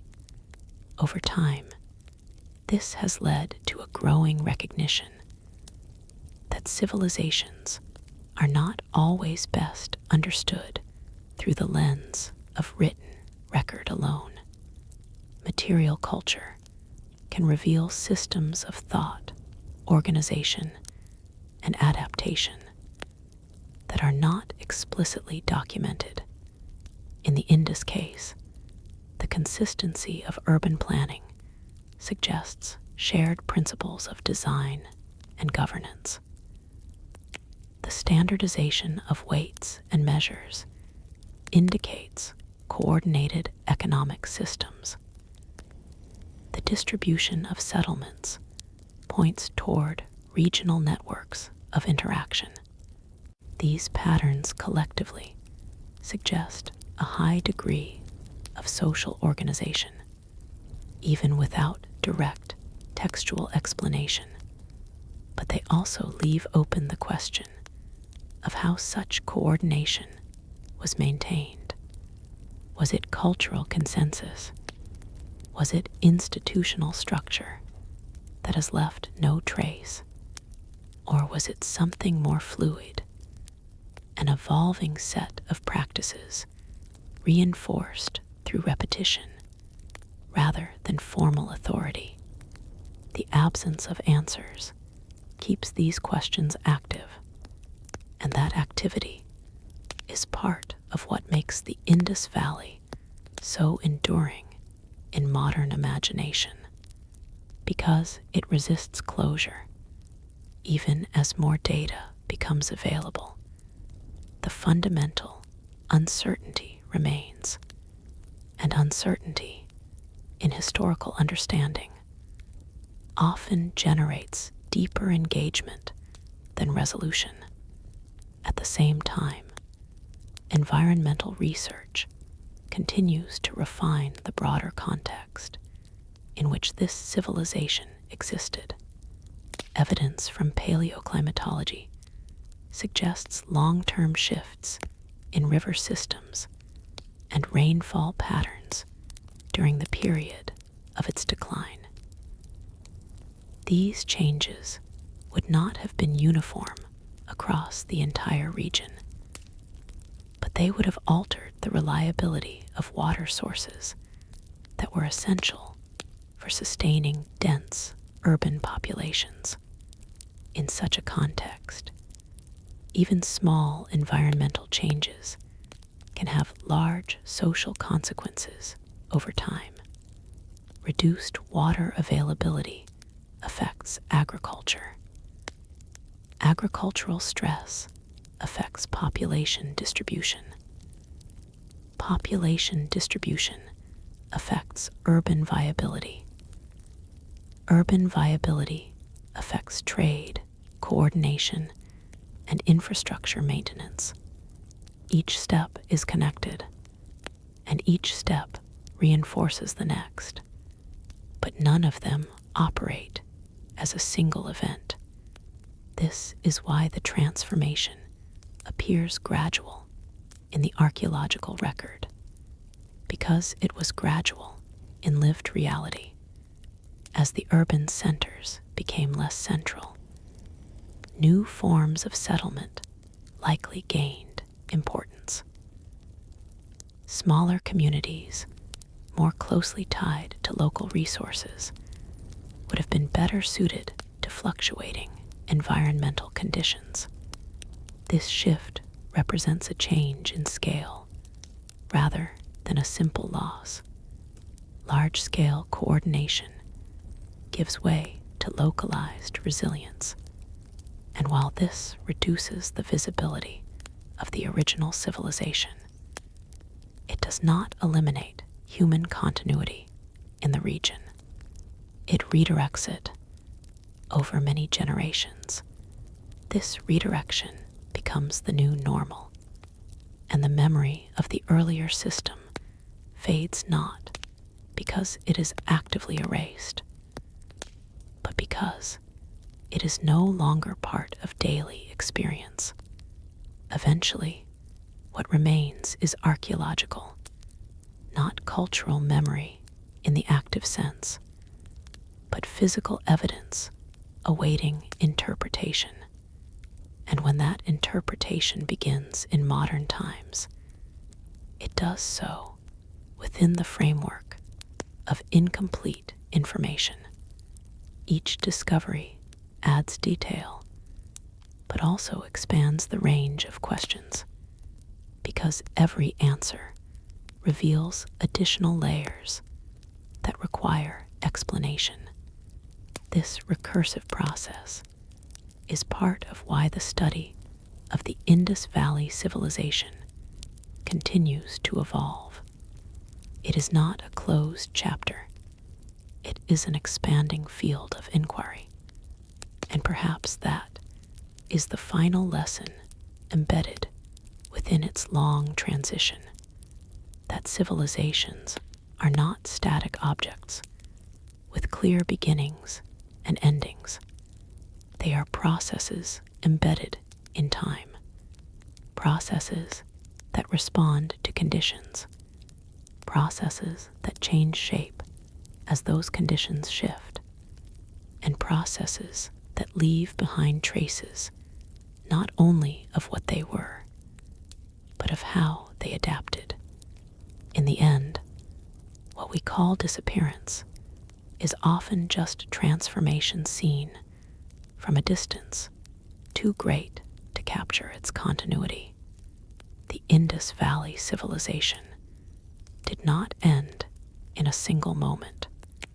It extended itself into new forms of life, new patterns of settlement, new ways of organizing human existence. Its cities faded, but its influence dispersed. Its structure dissolved, but its fragments remained embedded in later developments, and its silence, rather than being empty, became a space filled with inquiry.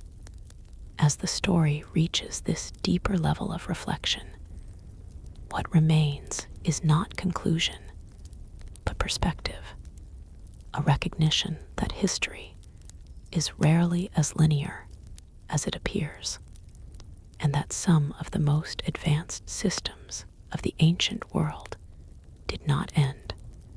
They changed, slowly, completely, and almost beyond recognition.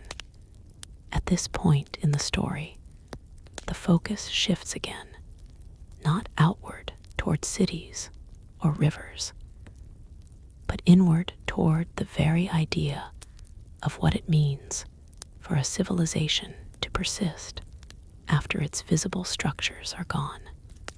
Because even after urban life fades, something continues operating beneath the surface of history. Not in bricks or drainage systems, but in patterns of human behavior that outlive any single cultural form.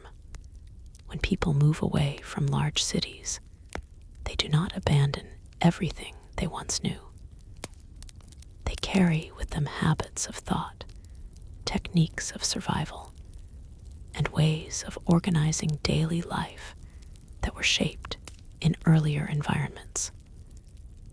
Even when those environments are no longer present, the habits remain useful for a time, and so they continue, not as formal systems, but as inherited practices, a way of measuring grain, a method of shaping tools, a preference for certain layouts in living spaces.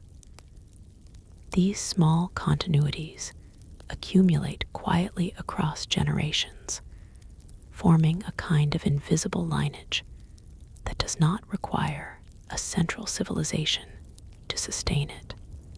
This is one of the most important aspects of the Indus Valley transition. It was not a break in human presence, but a redistribution of human patterns across a changing landscape.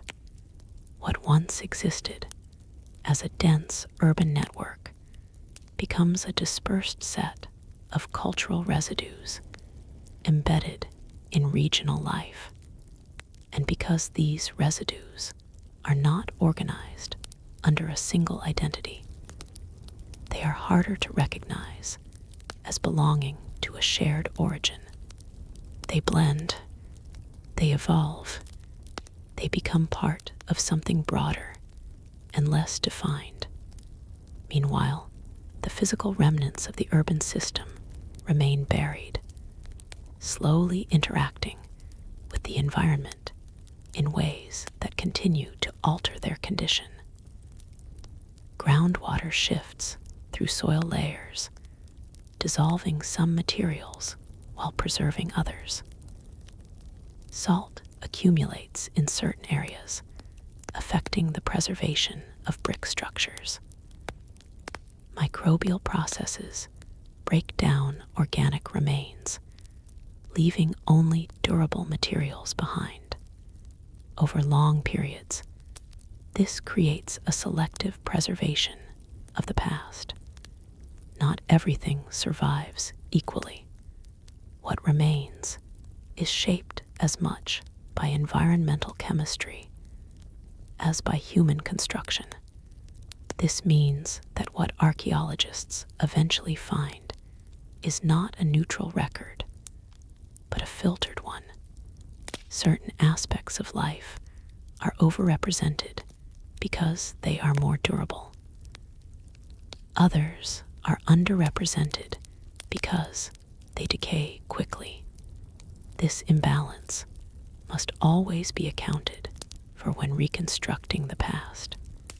It is another layer of uncertainty added to an already incomplete picture. And yet, despite these limitations, the overall outline of the Indus Valley Civilization remains strikingly coherent. Even without deciphered texts, the spatial organization of cities reveals shared principles. The consistent orientation of streets suggests common planning logic.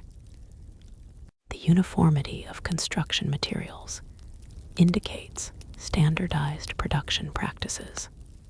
These are not random features. They reflect coordinated behavior at scale, which means that at some point there must have been systems, formal or informal, that supported this coordination, whether through administrative structures, cultural conventions, or shared knowledge networks. The civilization maintained a level of integration that allowed it to function across vast distances. And when those systems weakened, the effects were not immediate collapse, but gradual decentralization. This is where the narrative becomes particularly important for understanding how large societies respond to long-term stress. Rather than breaking abruptly, they tend to redistribute functions. Central roles diminish. Local autonomy increases. Specialized systems give way to more generalized ones. In the Indus Valley case, this redistribution appears to have been strongly influenced by environmental change. As water sources became less reliable, the advantages of large centralized cities decreased. Smaller settlements, more adaptable to local conditions, became more viable. This shift does not require coordination in the traditional sense. It emerges naturally from individual and community-level decisions made in response to changing conditions. And over time, these decisions accumulate into large-scale transformation.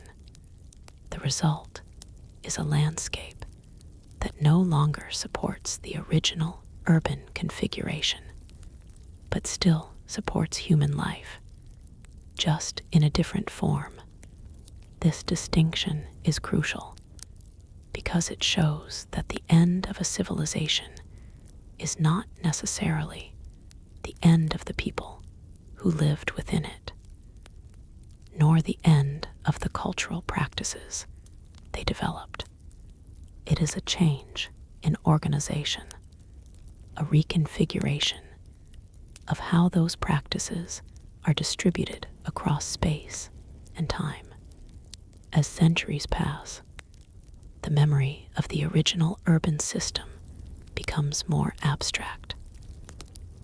Without direct reference points, later communities may preserve only fragments of knowledge, stories, techniques, symbolic remnants that no longer connect to their original context in a clear way. This is how historical depth becomes compressed.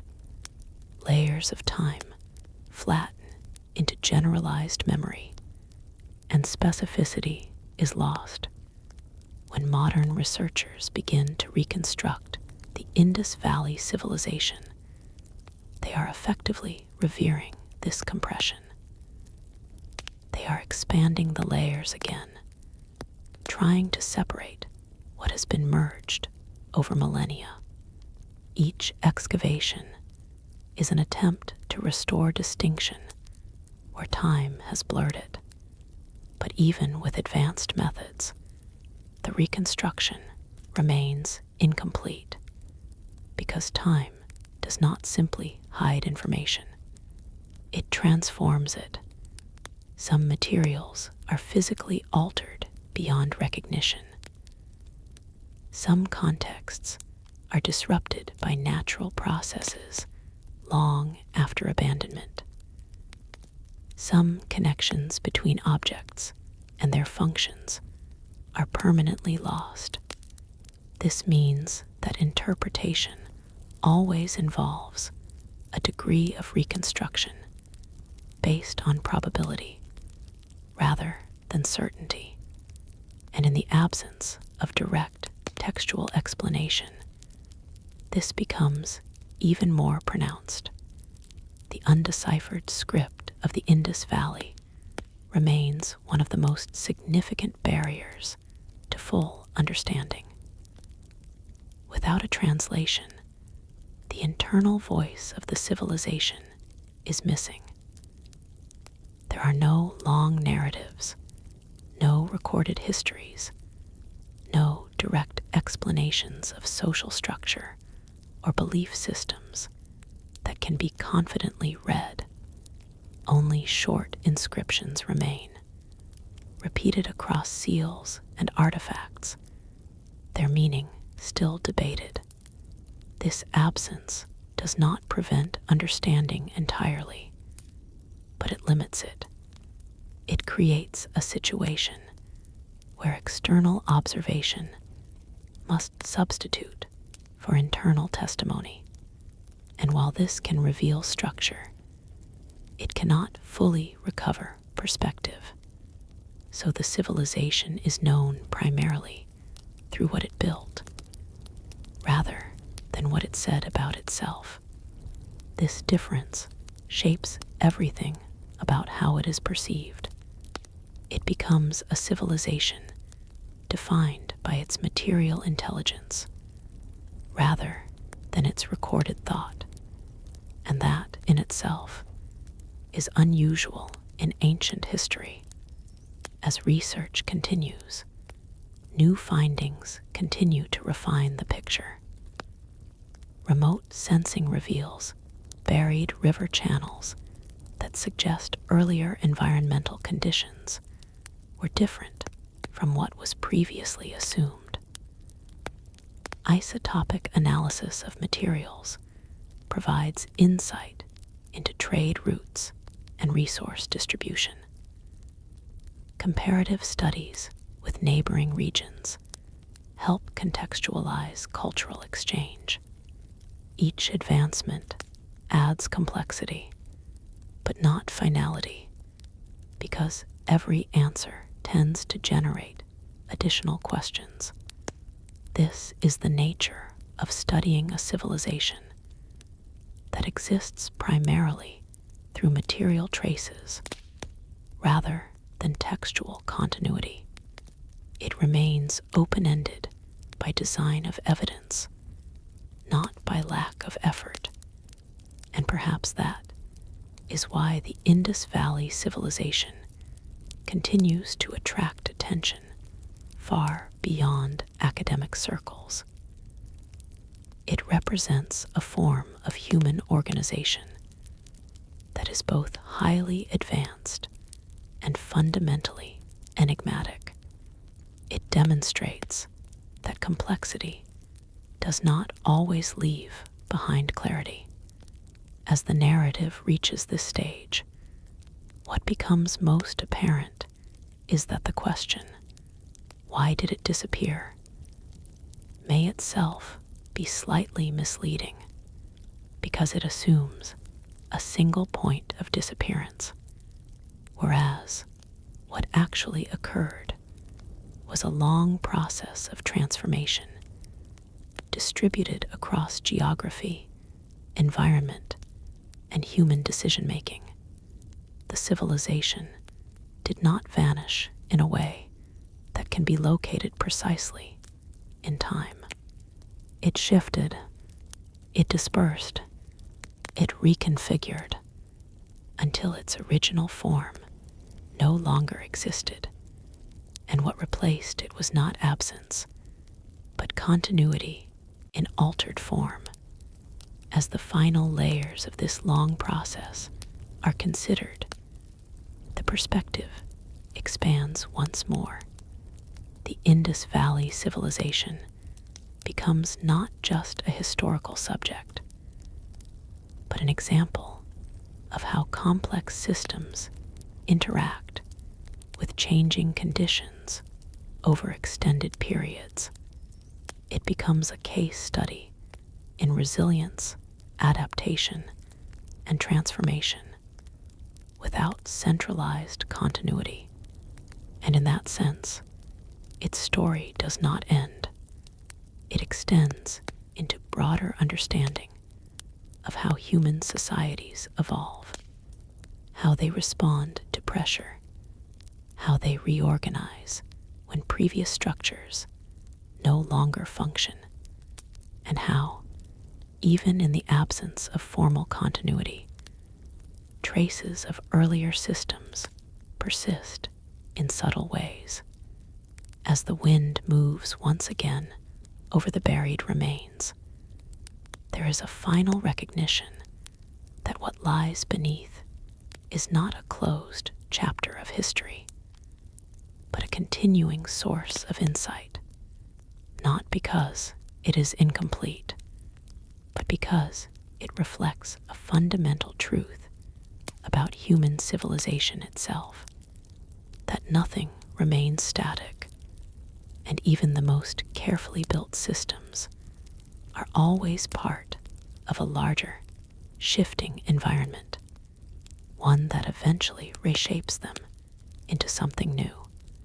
And in that transformation, what we call disappearance is simply the visible edge of a much longer process that never fully stops. At this stage, the story of the Indus Valley Civilization begins to feel less like a historical account and more like an unfolding pattern, one that repeats across time in different forms, though rarely with such quiet clarity, because what happened here is not unique in its mechanism. Civilizations elsewhere have also shifted, dispersed, and transformed under pressure. But what makes this case distinctive is the combination of scale, order, and silence. A vast, highly organized urban network dissolving without dramatic rupture leaves behind an unusual kind of historical space, one where absence itself becomes the main evidence, and within that absence, interpretation becomes the primary tool. Not certainty, not direct testimony, but interpretation built from fragments that resist full assembly. As researchers continue to study the region, attention increasingly turns toward micropatterns, details that were once considered secondary, but now become essential. The alignment of smaller settlements, the distribution of pottery styles across distances, the subtle changes in material sourcing over time. These details, when combined, begin to form a more nuanced picture of how life reorganized itself after the decline of large urban centers. What emerges is not chaos, but restructuring, a shift from centralized coordination to localized adaptation, expressed differently across regions, depending on environment and available resources. In some areas, continuity is more visible. Techniques of craftsmanship remain relatively stable, suggesting that knowledge transmission continued even after urban systems weakened. In others, divergence is stronger, indicating that local innovation played a larger role in shaping post-urban life. This unevenness is important because it shows that the end of urban civilization did not produce a uniform cultural outcome. Instead, it created a landscape of variation, and variation over time becomes the foundation for new cultural forms. At the same time, environmental reconstructions continue to refine the background conditions that shaped this transformation.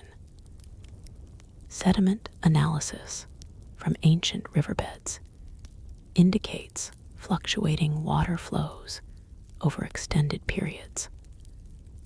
Some channels show evidence of sustained reduction, while others suggest periodic shifts in direction that would have disrupted established settlement patterns.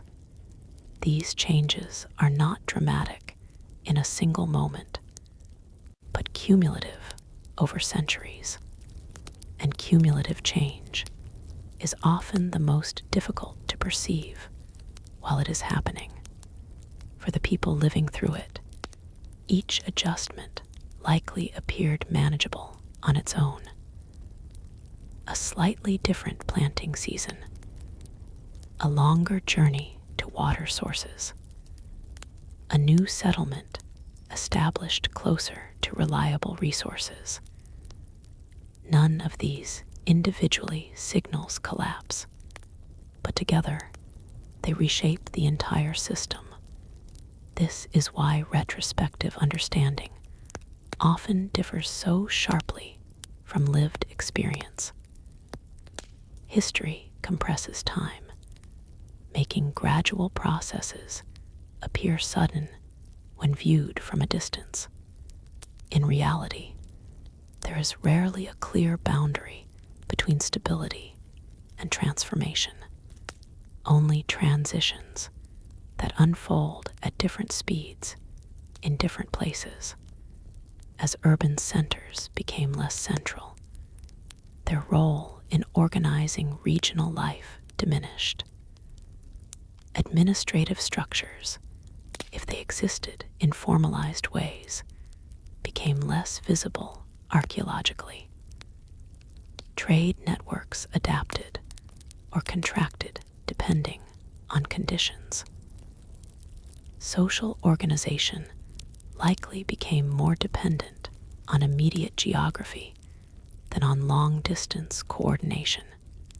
And in this shift, the identity of the civilization as a unified system gradually dissolves, not through destruction, but through decentralization. This decentralization is key to understanding why the Indus Valley Civilization does not leave behind a clear ending, because its end is distributed across space and time. There is no single site that marks the conclusion, no final layer that signals closure. Instead, there are overlapping transitions, each occurring at different moments across different regions. Some cities become inactive earlier. Others persist longer in reduced form.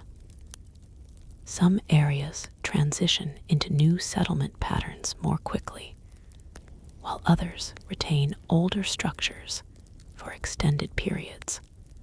This asynchronous process creates a mosaic of change rather than a single narrative arc. And within that mosaic, continuity and discontinuity exist side by side. This complexity is reflected in the archaeological record, where later layers sometimes show reuse of earlier materials. Bricks from older structures are incorporated into new buildings. Artifacts are repurposed or relocated.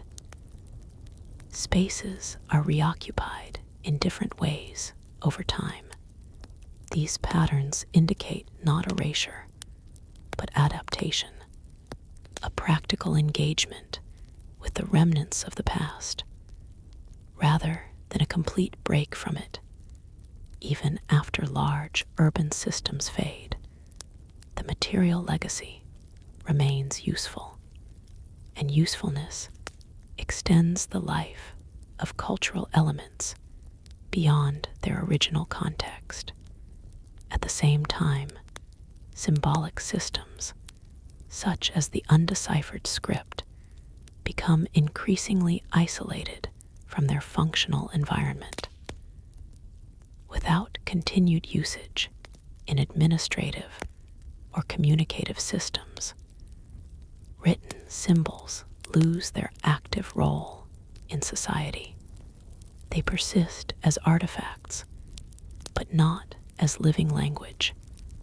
This separation between material continuity and linguistic discontinuity is one of the defining features of the Indus Valley record. It is a civilization that can be seen, but not fully heard, and that silence shapes interpretation in profound ways, because without direct textual insight, reconstruction must rely on indirect signals, patterns of settlement, artifact distribution, and environmental correlation.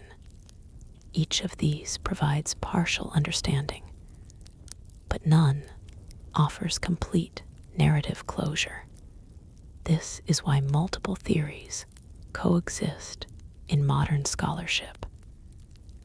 Environmental change, hydrological shifts, tectonic influences, social reorganization, and economic restructuring all contribute pieces of explanation. But no single factor accounts for the entire transformation, and that multiplicity is itself revealing.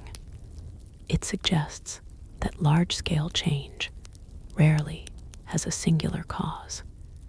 Instead, it emerges from interactions between systems operating at different levels: environmental systems, economic systems, social systems, each influencing the others over long periods of time.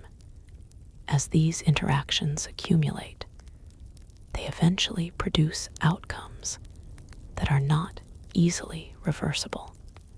Once urban centers lose their environmental support base, rebuilding them at the same scale becomes increasingly difficult.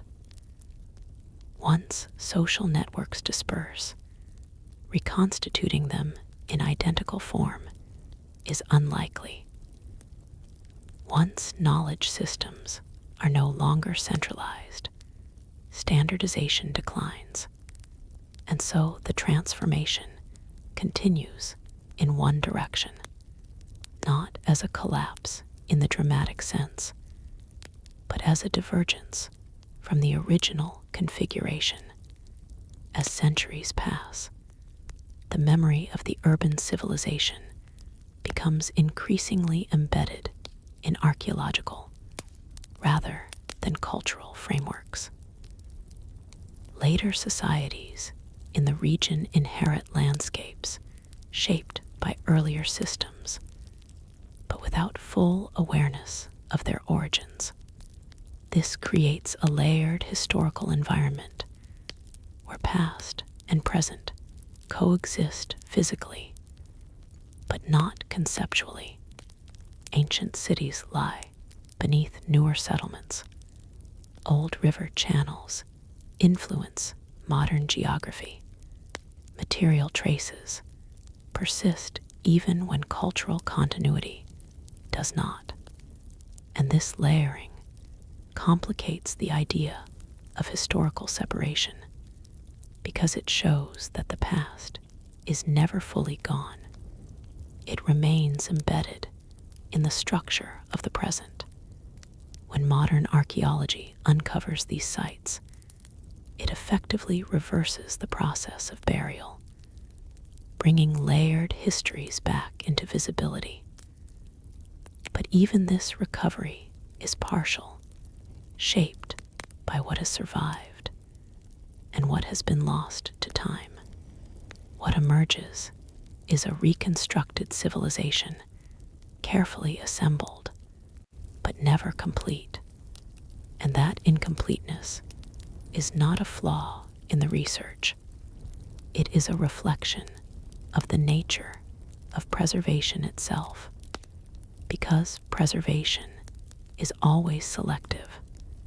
As this long narrative approaches another point of reflection, what becomes most evident is that the Indus Valley Civilization does not fit neatly into conventional historical categories of rise and fall. It exists instead as a transition across multiple dimensions: environmental, social, technological, and cultural. A transition that unfolds gradually enough to avoid dramatic rupture, but extensively enough to reshape an entire system of human organization. And in that sense, its disappearance is not an event, but a process stretched across generations, a process that cannot be located in a single moment, but only understood through accumulation of evidence over time.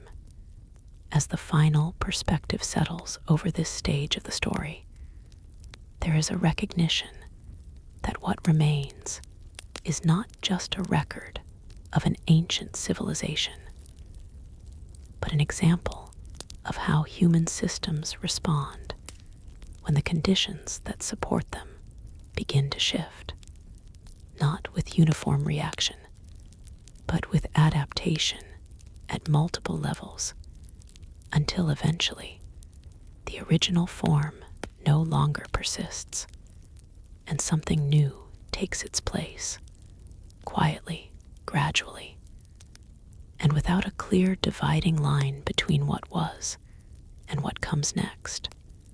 At this deeper stage of reflection, the story begins to feel less like it is about a vanished civilization, and more like it is about how continuity itself works when seen over very long stretches of time. Because what the Indus Valley reveals, beyond cities and artifacts, is a pattern of human adjustment that rarely announces itself. It does not appear as a dramatic shift from one state to another. Instead, it moves through subtle recalibrations in how people relate to land, water, distance, and each other. And those recalibrations accumulate, one decision at a time, one generation at a time, until the structure that once defined a civilization is no longer the most efficient way to live. At that point, the system does not need to collapse for it to stop being dominant. It simply becomes less necessary. And when necessity shifts, behavior follows. This is one of the most important underlying dynamics in the transformation of the Indus Valley region. Large urban centers are not abandoned because they suddenly fail in isolation. They become less aligned with changing conditions that make smaller, more flexible arrangements increasingly practical. In environments where water availability becomes unpredictable, large-scale infrastructure requires continuous coordination that may no longer be sustainable. In contrast, smaller settlements can adjust more quickly to localized conditions. They can relocate, reorient, or reconfigure without the same level of structural dependency. Over time, this difference in adaptability becomes decisive. And so, what persists is not the city form, but the principle of mobility and adjustment. This does not erase the knowledge that once supported urban life. It redistributes it. Craft traditions continue in modified forms. agricultural practices persist but adapt to new ecological constraints. Social organization becomes more locally defined, shaped by immediate environment rather than distant coordination, even when the original urban framework is no longer present. The underlying intelligence that developed it does not disappear entirely. It is absorbed into new contexts, expressed differently depending on need and circumstance. This is why cultural continuity in post-Indus regions is complex to trace. It is not a straight line of inheritance. It is a branching system of adaptation, where elements persist in altered configurations rather than direct replication. Meanwhile, the physical remnants of the cities continue to undergo slow transformation beneath layers of sediment. In some areas, groundwater movement alters the chemical composition of buried materials. In others, soil pressure gradually deforms structural remains. Organic materials fully decompose, leaving only durable elements like baked brick and stone. These processes create a selective archive of survival. What endures is not necessarily what was most important in daily life, but what was most resistant to decay. This introduces another layer of distortion in understanding the past, because survival in the archaeological record is not equivalent to significance in lived experience. A drainage system may be well preserved due to its construction material, while softer or more ephemeral aspects of life, textiles, organic objects, perishable goods, are largely absent.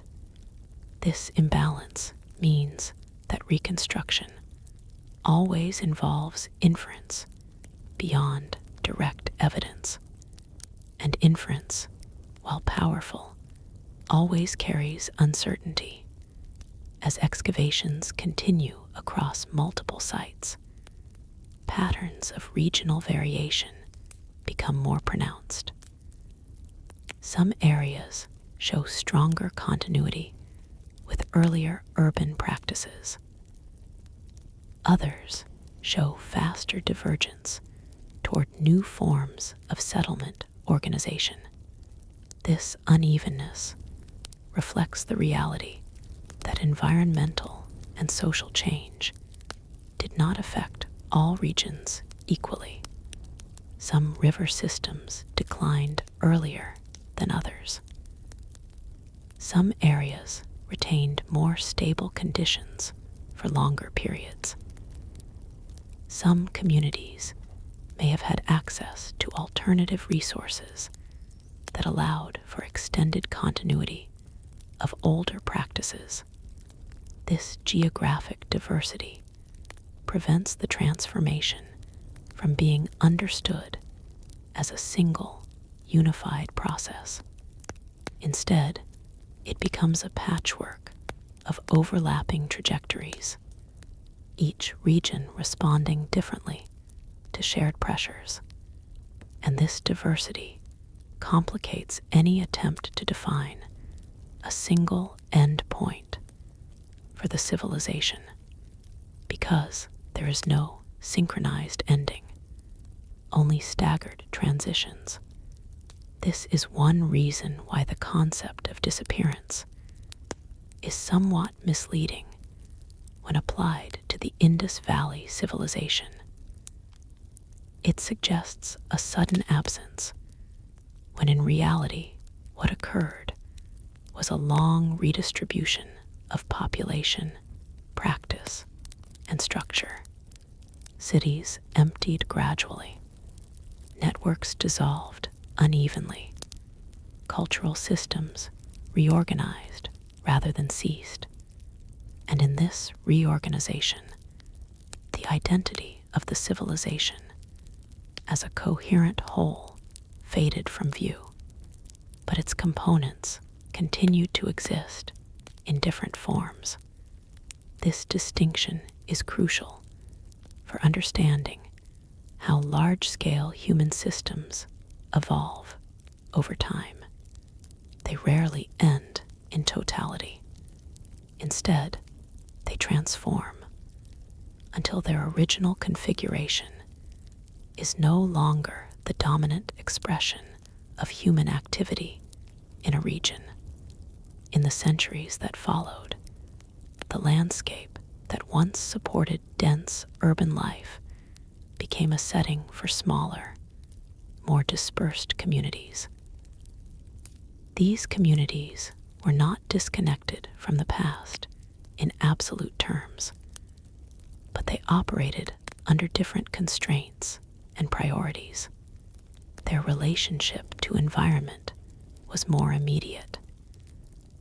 Their spatial organization was more flexible.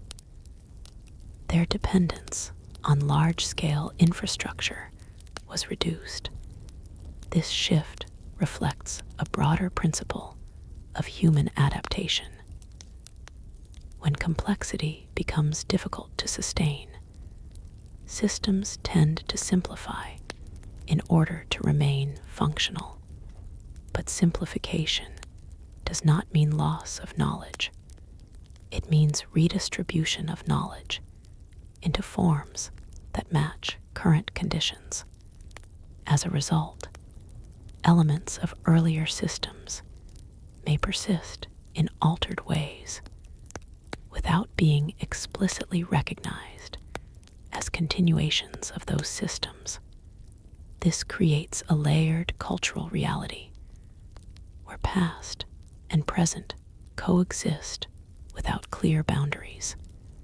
And over long periods of time, these layers accumulate to the point where original structures are no longer distinguishable as unified entities.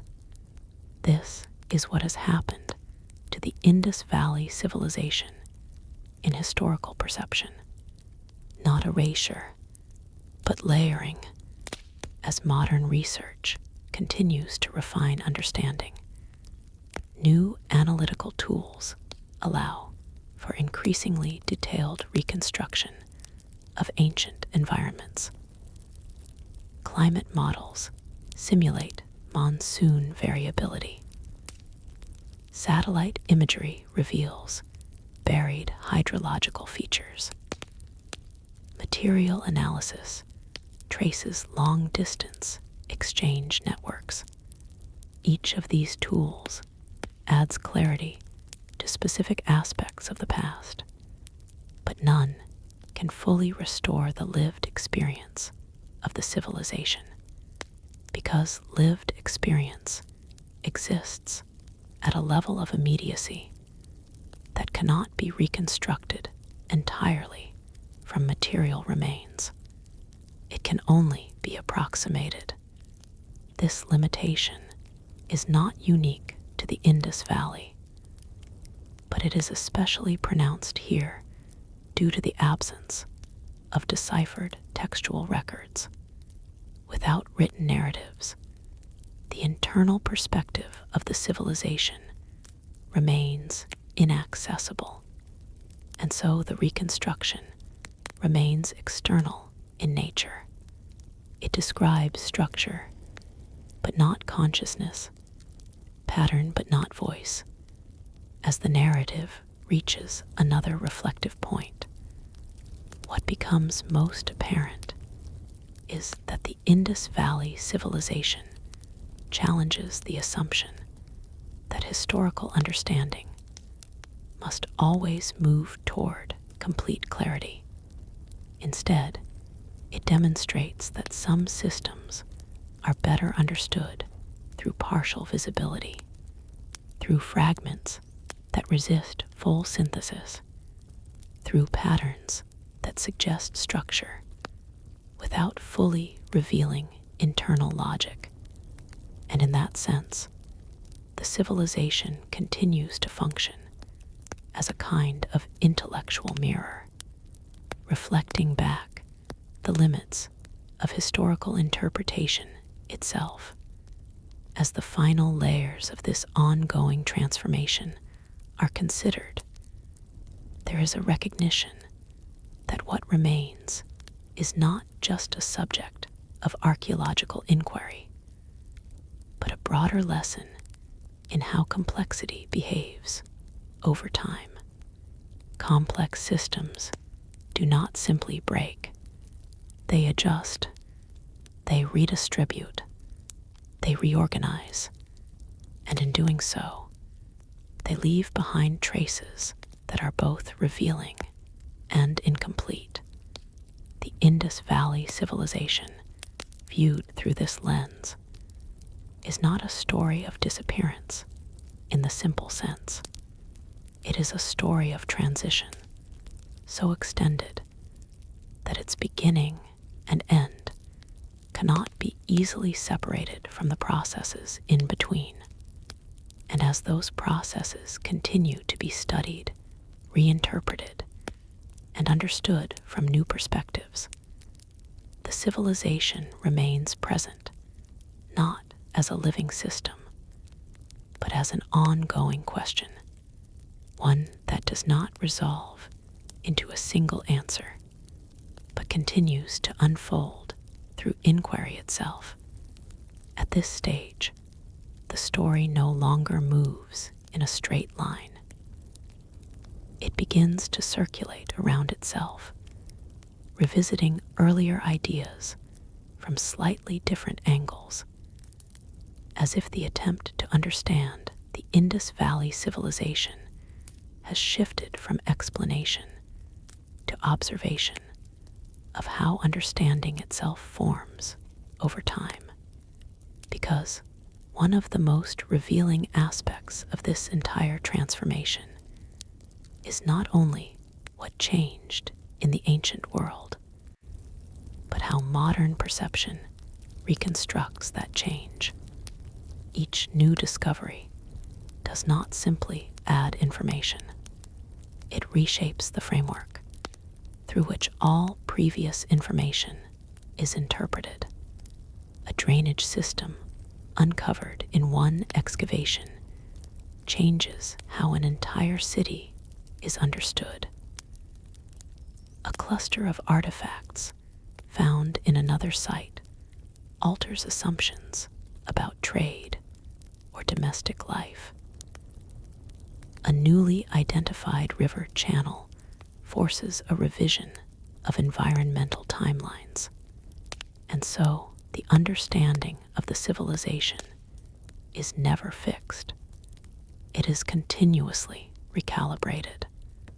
This creates a dynamic relationship between past and present, where the past is not a static object waiting to be fully revealed, but an active field of interpretation that evolves with each new layer of evidence.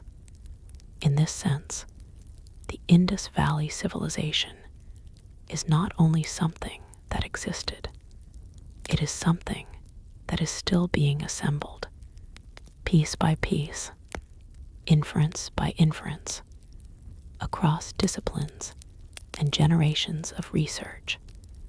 At the same time, there is a growing recognition that the civilization's apparent silence is not equivalent to absence of complexity. On the contrary, the material record suggests a high degree of sophistication in urban planning, environmental management, and standardized production systems. What is missing is not structure. What is missing is narrative. And that absence of narrative fundamentally changes how the civilization is perceived, because narrative provides continuity. It connects events, explains transitions, and assigns meaning to change.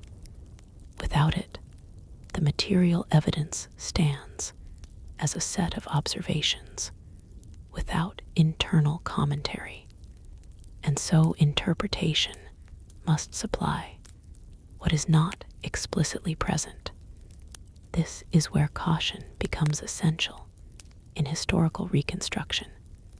Every interpretation of the Indus Valley Civilization involves a balance between evidence and inference. Too much reliance on inference risks projecting modern assumptions onto ancient systems. Too much restriction to evidence alone limits the ability to form coherent explanations. The tension between these approaches defines much of the ongoing scholarly discussion. Meanwhile, the archaeological landscape continues to expand in complexity. New sites are identified across a wide geographic range, revealing that the civilization was not limited to a single core region, but extended across diverse ecological zones.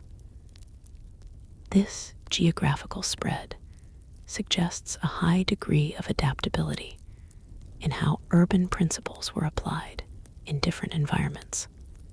Some settlements were located near river systems that provided consistent water access. Others were situated in semi-arid regions that required more careful management of resources. The ability of the civilization to maintain coherence across these varied environments indicates flexible systems rather than rigid uniformity. This flexibility is one of the reasons the transformation of the civilization did not result in immediate systemic failure when environmental conditions began to shift. Instead, it enabled gradual adjustment. However, flexibility also means that when central conditions change significantly, the system can reorganize rather than resist. And that reorganization eventually leads to divergence from the original form. This is what appears to have happened across the Indus region. As water systems changed over time, different areas responded in different ways. Some communities adapted in place, modifying agricultural practices and settlement structures. Others relocated toward more stable environments. Still, others gradually reduced their dependence on large-scale urban infrastructure. Each of these responses contributed to a broader pattern of decentralization, and over time, decentralization replaced integration as the dominant structural characteristic of the region. This shift is not easily visible in a single snapshot of time.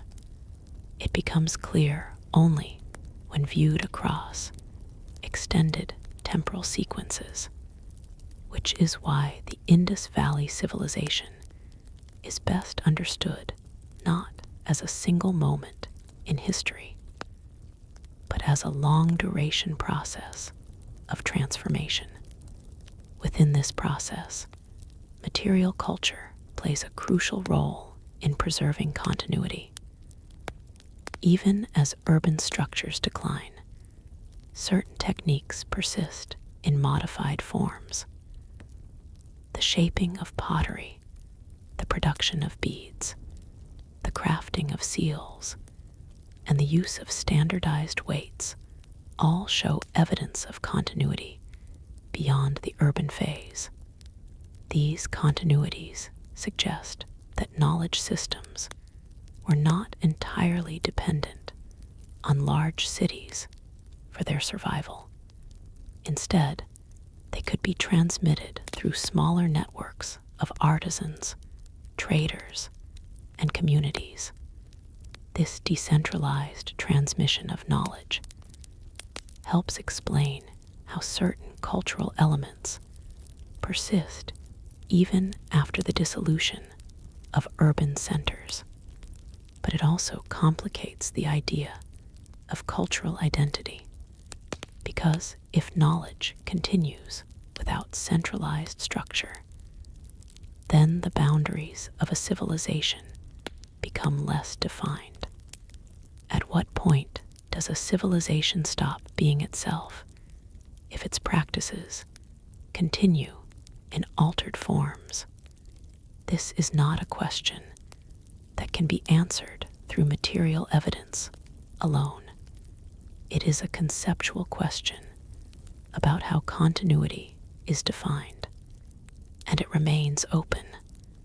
In the absence of written narratives, symbolic systems like the Indus script become even more significant.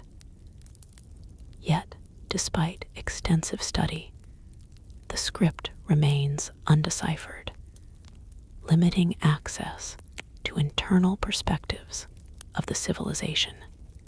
This means that much of what is known is derived from external observation rather than internal expression, and this external perspective shapes interpretation in subtle but important ways. It emphasizes structure over intention, pattern over voice, system over individual narrative. As a result, the civilization is often described in terms of what it appears to do, rather than what it explicitly says about itself. This reinforces the sense of silence surrounding it. But that silence is not empty. It is structured by absence of translation.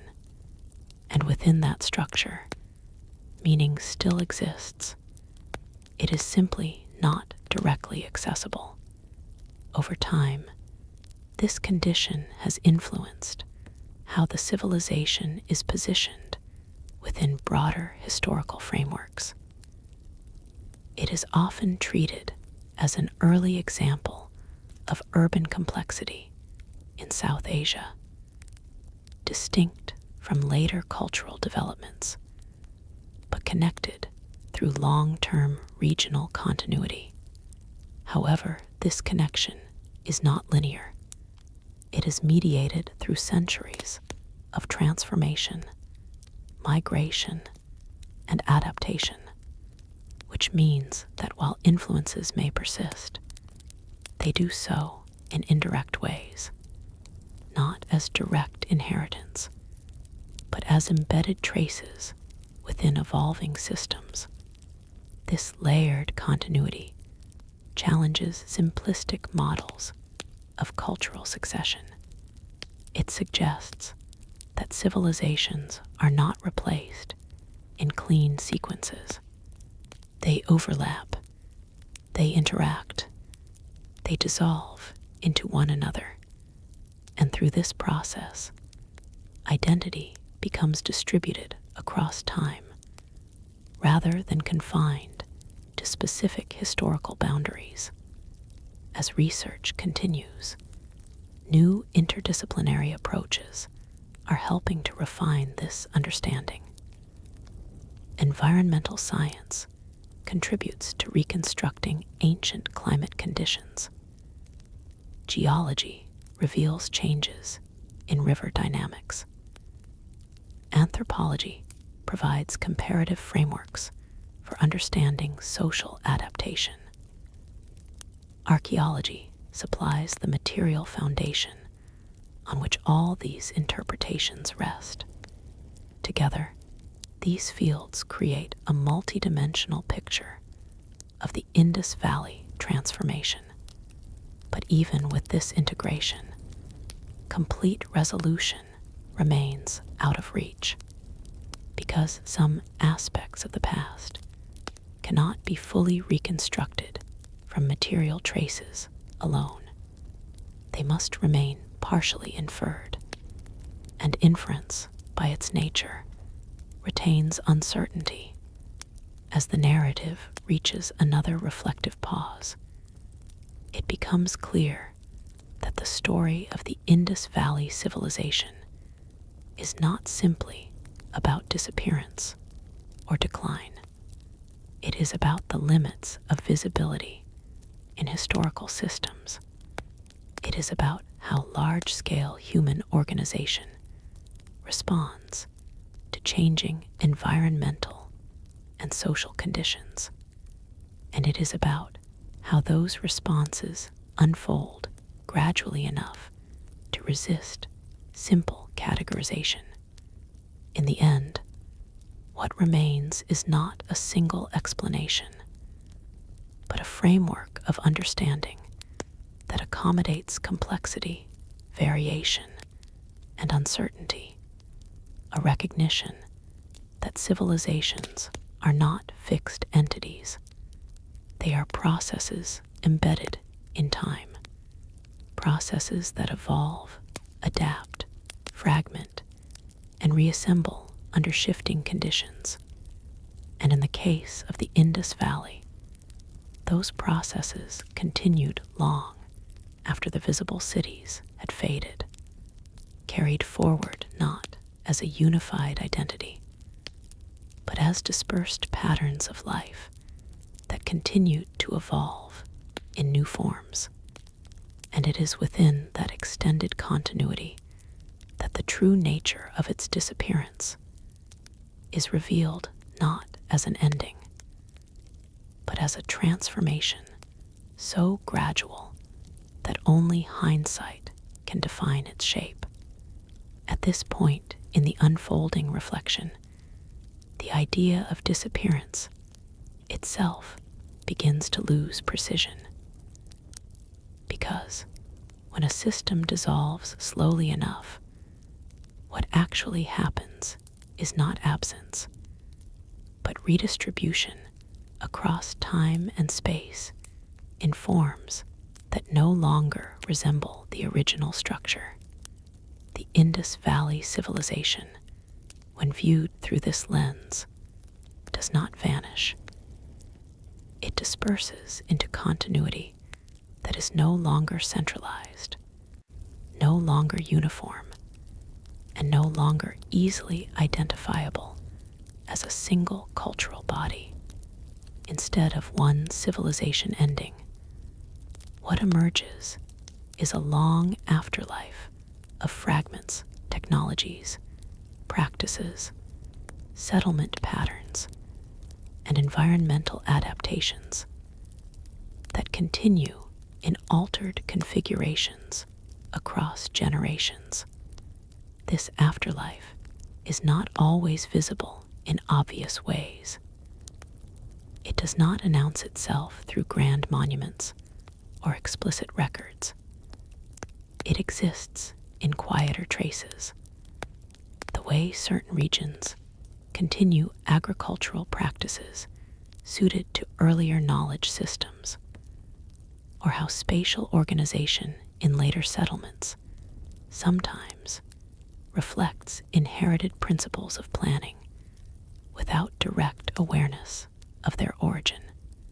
These echoes are not evidence of preservation in a strict sense. They are evidence of transformation that carries memory without explicit recognition.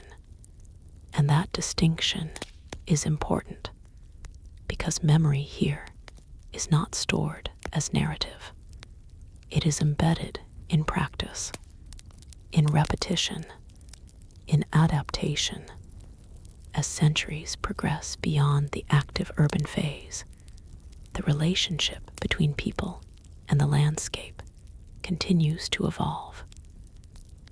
Rivers that once supported dense settlement patterns remain part of the ecological system, but their roles change.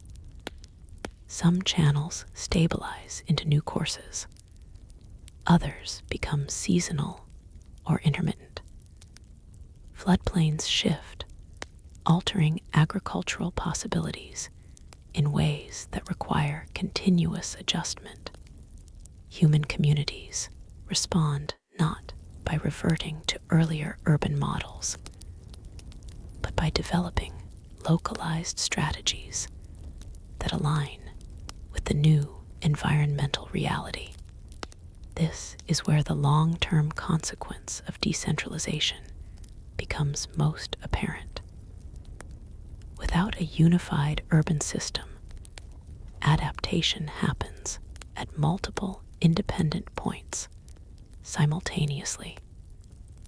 Each community responds to its own conditions, producing a mosaic of survival strategies rather than a single coordinated response. This mosaic becomes the dominant structure of post-Indus life, and over time, it becomes normalized. What once might have been seen as fragmentation is now simply how life is organized. The memory of large-scale urban coordination fades not because it is rejected, but because it is no longer required. In such a context, cultural continuity does not depend on preserving a central identity. It depends on the persistence of useful knowledge embedded in everyday practices. Techniques of irrigation, material production, settlement organization, and trade all continue in modified forms. But they are no longer tied to a single civilizational framework. They become regional, adaptive, and context-dependent. This transition from centralized system to distributed practice is one of the key structural outcomes of the Indus Valley transformation. It demonstrates how complex societies can evolve into more flexible configurations when environmental and social pressures make earlier systems less sustainable. But it also raises a deeper question about how historical continuity is defined. If a civilization's practices continue without its original urban framework, does the civilization itself continue in some form, or does it become something else entirely? This question does not have a definitive answer within the evidence available. It depends on how one defines the boundaries of cultural identity, and those boundaries are not fixed. They are interpretive. As archaeological research continues, new findings reinforce the idea that the Indus Valley Civilization was not a static entity even during its urban phase. Variations in settlement size, material culture, and environmental adaptation suggest internal diversity rather than complete uniformity. This diversity becomes even more pronounced during the transition period. Some regions show stronger continuity with earlier urban practices. Others show faster divergence.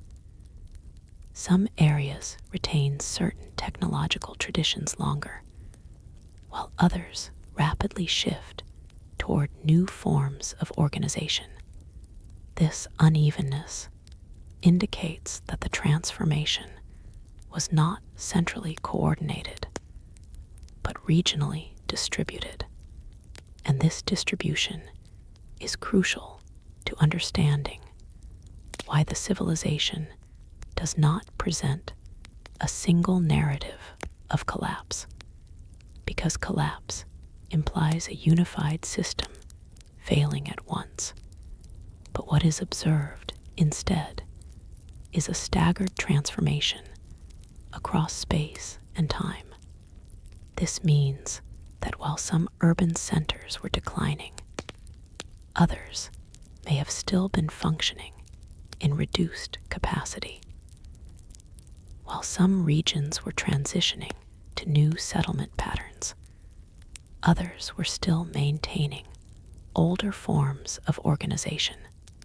This asynchronous process creates complexity in interpretation because there is no single moment where the entire system can be said to have ended. Instead, there are overlapping phases of change, each one influencing the next. At the same time, environmental reconstruction continues to refine the broader context of these changes. Evidence suggests long-term variability in monsoon patterns, river stability, and regional hydrology.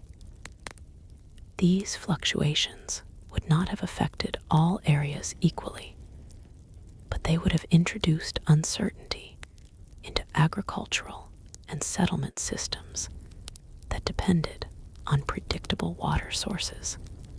Over time, this uncertainty becomes structurally significant because large urban systems rely on stability to maintain coordination. When stability decreases, the cost of maintaining centralized systems increases. And when that cost becomes too high relative to local alternatives, decentralization becomes more viable. This is not a sudden decision. It is a gradual shift in equilibrium, a series of small adjustments that accumulate into structural transformation. As this process continues, urban centers gradually lose their dominant role in organizing regional life. Their infrastructure becomes less essential, their population density decreases, and their administrative significance diminishes. But they do not disappear instantly. They persist in reduced forms for varying durations, depending on local conditions. Some may remain partially occupied. Others may be repurposed. Others may be gradually abandoned as surrounding communities shift toward new settlement patterns. This variability is what gives the archaeological record its layered complexity, because what is preserved is not a single moment, but a sequence of overlapping occupations and transitions. And interpreting that sequence requires reconstructing not only physical structures, but temporal relationships between them, which is inherently challenging because time itself is not evenly represented in the material record. Some periods leave dense layers of evidence.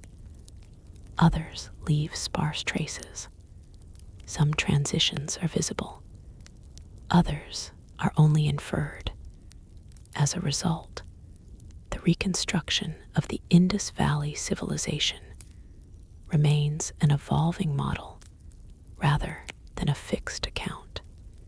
Each new discovery has the potential to adjust timelines, shift interpretations, or refine understanding of regional variation. But even with increasing detail, the overall pattern remains consistent. A long process of urban transformation into dispersed settlement systems shaped by environmental and social change.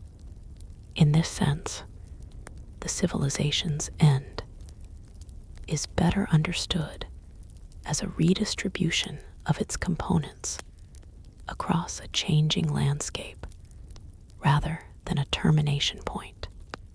Its cities cease to function as centers of coordination, but the people, knowledge systems, and practices continue in different configurations.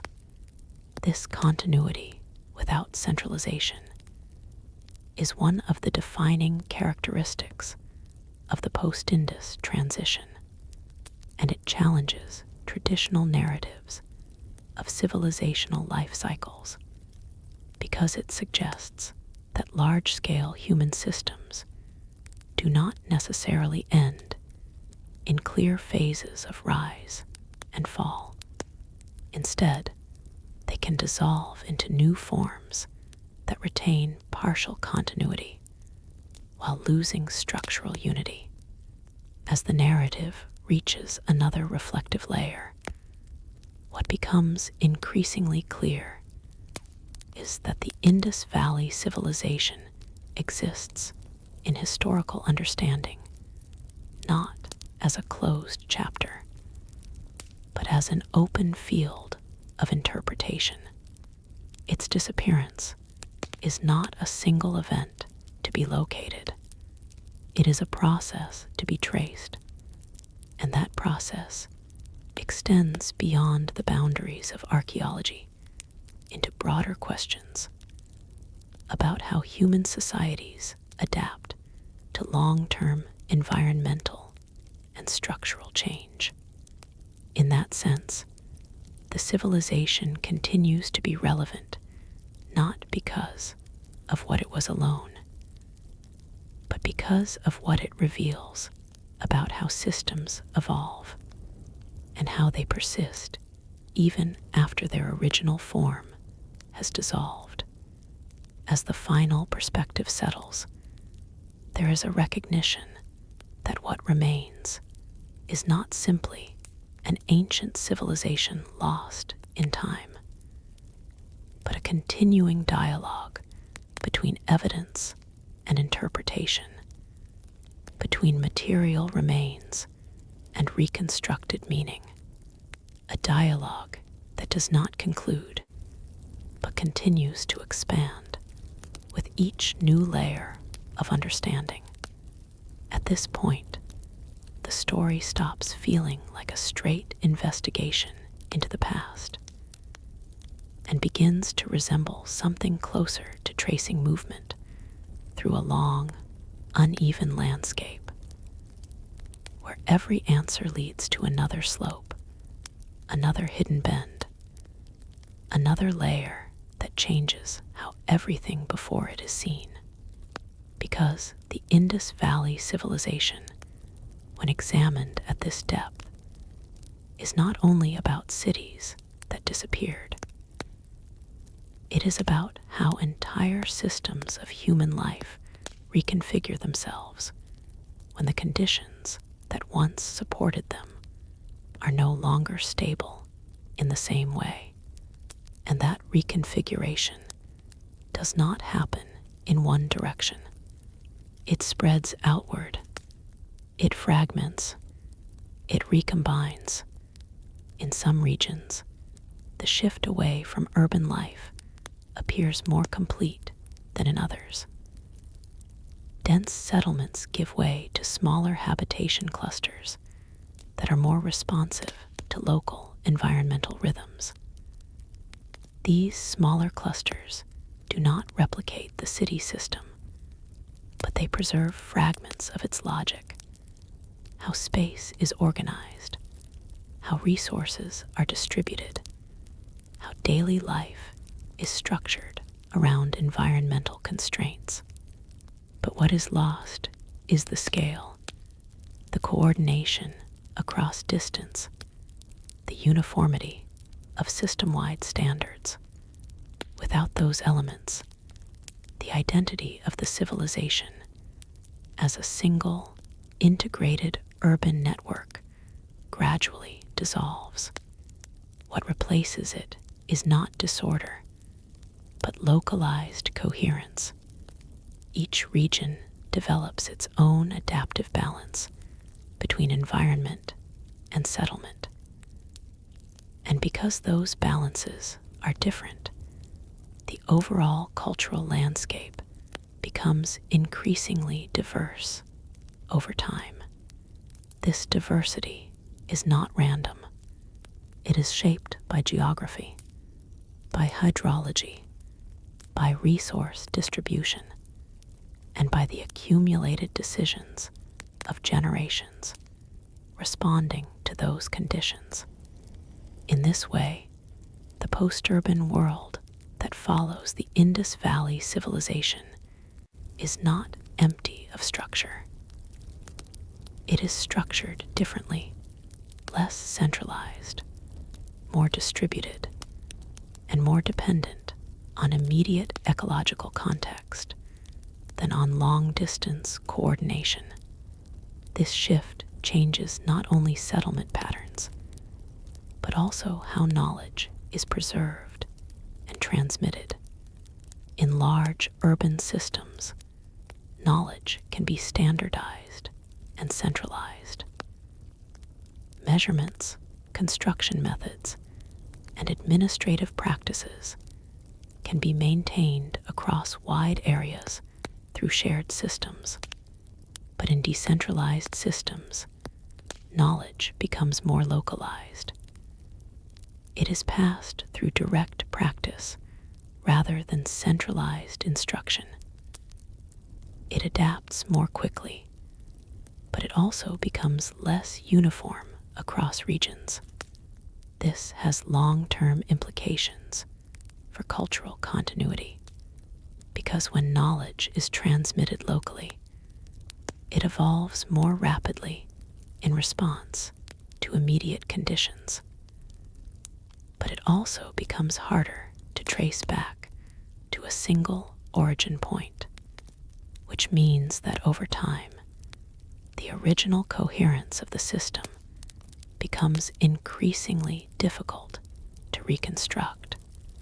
This is one of the reasons why the Indus Valley Civilization appears so fragmented in later interpretation, not because it lacked complexity, but because its complexity was distributed in ways that resist simple, linear reconstruction. At the same time, environmental dynamics continue to play a central role in shaping this transition. River systems that once supported dense settlement patterns continue to shift gradually over long periods. Some channels weaken or change course. Others become seasonal or less predictable. These changes do not occur abruptly, but they accumulate across generations. And as they accumulate, they alter the viability of large-scale urban coordination, because urban systems depend on stability, not just in infrastructure, but in environmental input. When that stability becomes uncertain, flexibility becomes more valuable than scale. This does not eliminate large settlements immediately, but it reduces their relative advantage. And over time, that shift in advantage becomes structural. As a result, the landscape that once supported one of the world's earliest urban civilizations becomes a space where smaller, more adaptive forms of settlement dominate. And in that transformation, the visible identity of the civilization fades, not because it is destroyed, but because it is no longer the dominant mode of organization. Meanwhile, archaeological evidence continues to accumulate in ways that reinforce this long-duration transition. Stratigraphic layers at multiple sites show gradual changes in material culture rather than sudden breaks. Earlier urban layers are followed by transitional phases where older and newer practices coexist, sometimes within the same settlement context. This coexistence is particularly important because it shows that transformation was not uniform replacement. It was overlap. Older systems persisted alongside emerging ones, sometimes for extended periods, and this overlap complicates any attempt to define a single endpoint for the civilization, because it suggests that the transition was not a clean replacement of one system by another, but a prolonged period of hybridization. In some cases, urban infrastructure continues to be used even as surrounding settlement patterns change. In others, parts of cities are repurposed for new functions, while other sections are abandoned.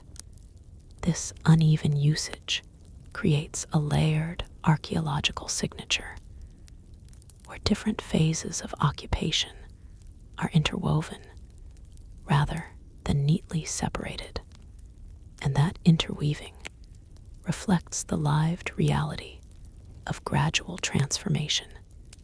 People did not move from one system to another in a single collective shift. They adjusted locally, incrementally, and often independently of neighboring regions. This decentralized response is key to understanding why the Indus Valley Civilization does not present a unified narrative of collapse, because there was no single moment when all regions experienced the same condition simultaneously. Instead, there were overlapping regional trajectories, each shaped by specific environmental and social contexts. And when viewed collectively, these trajectories form a pattern of long-term reorganization rather than abrupt termination.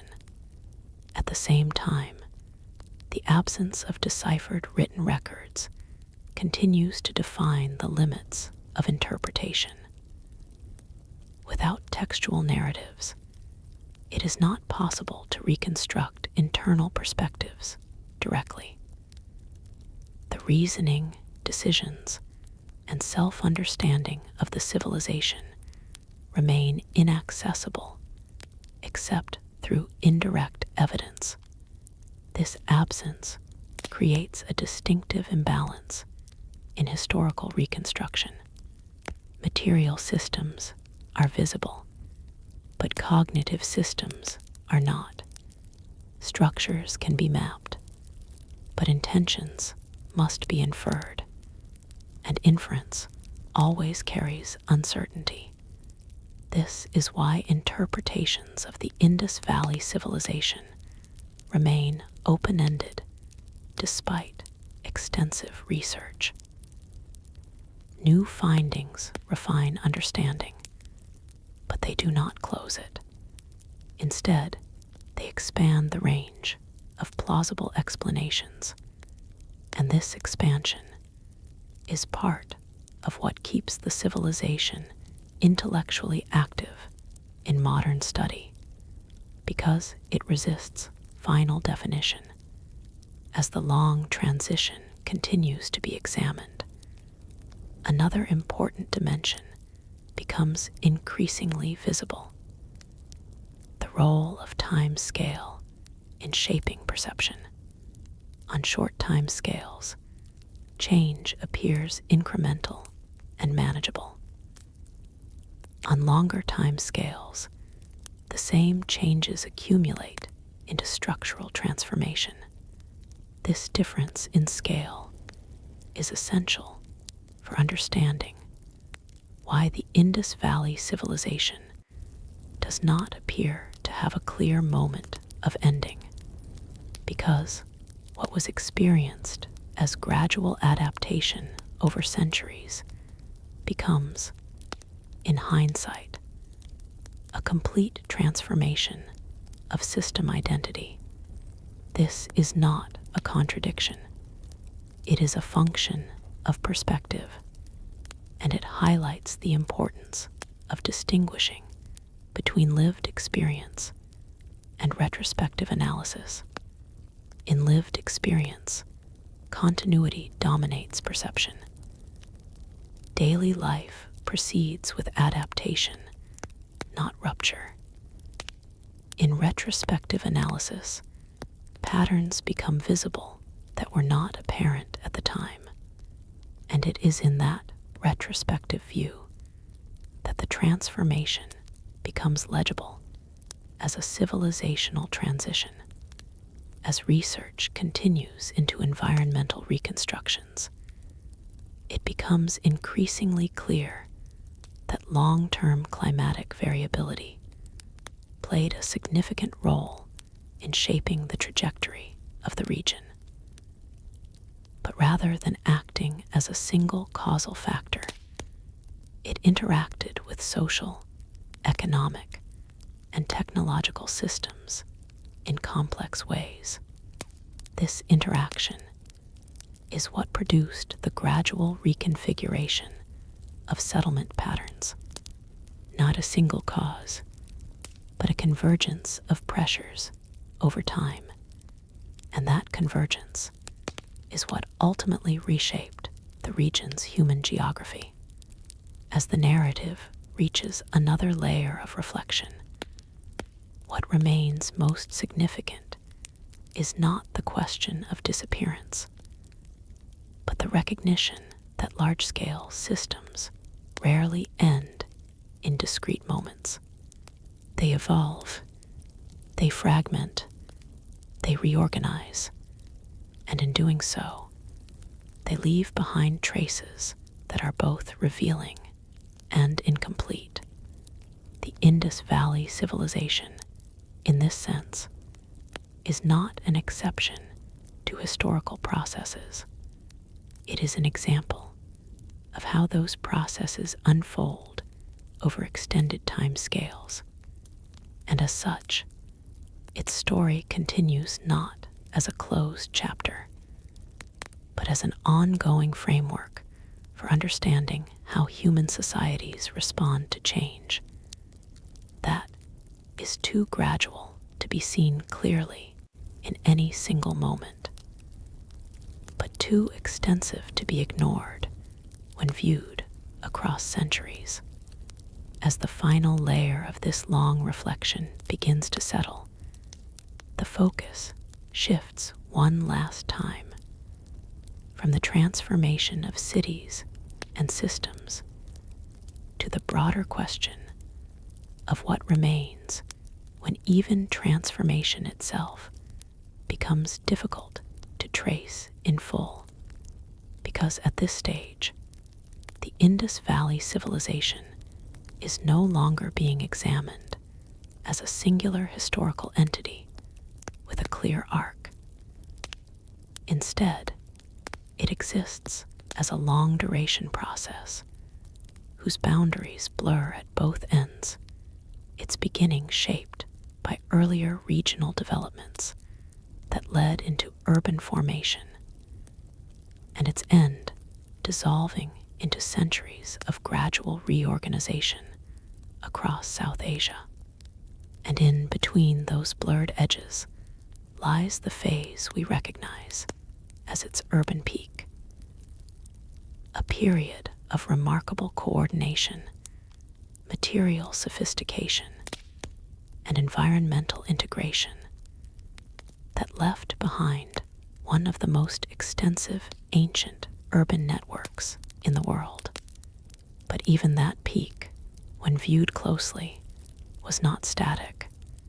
It was already in motion, already adapting, already embedded within environmental and social systems that were continuously shifting.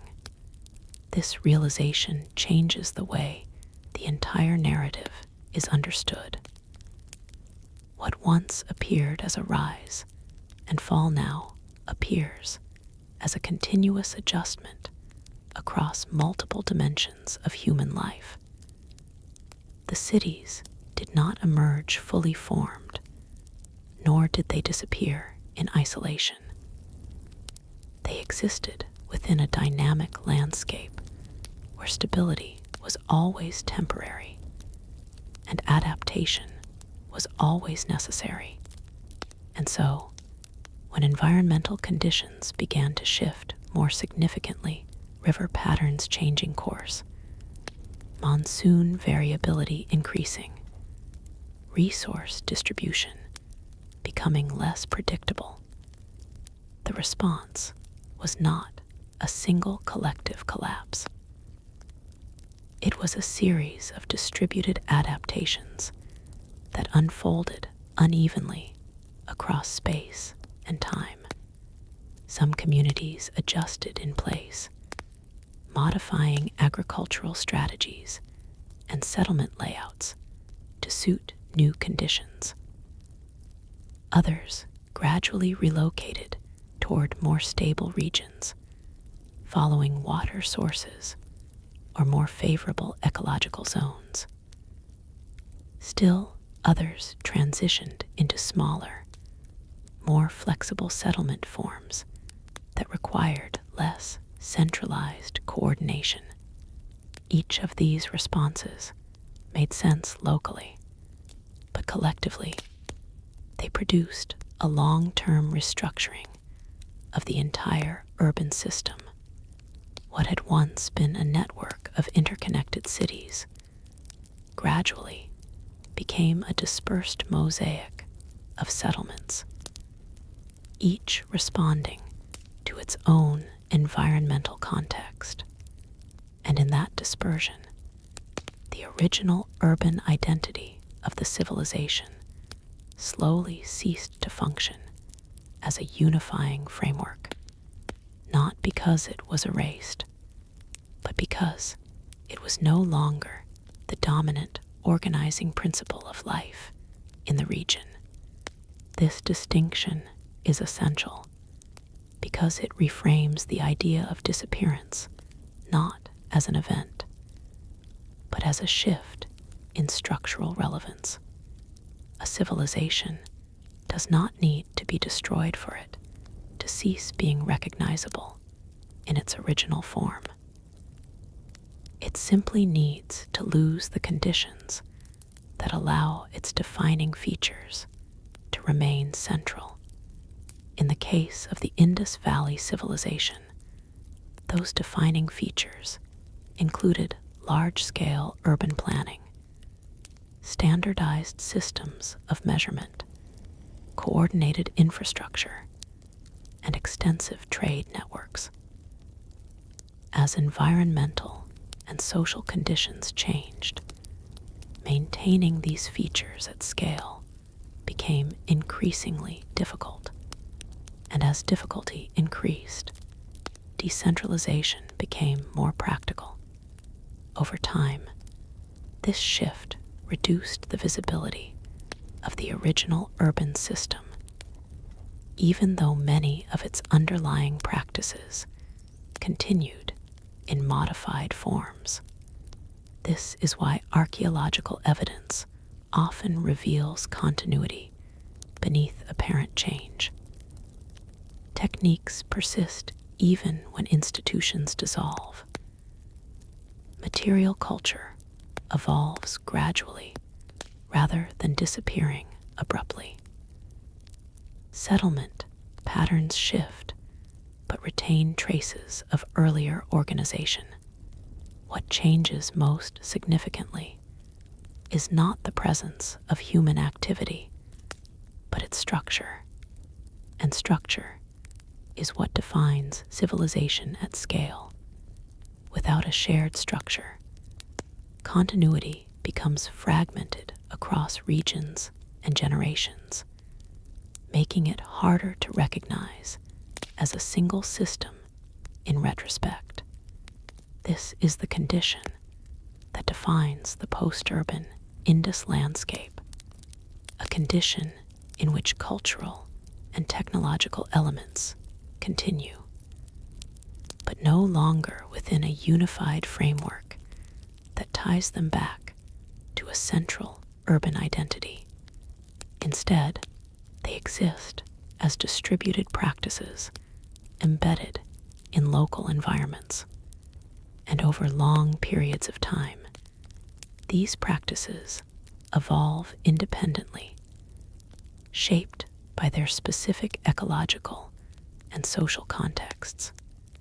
This is why later historical periods in the region do not present a direct continuation of Indus urban life, but rather a complex tapestry of developments that carry indirect traces of earlier systems. The continuity is real, but it is not linear.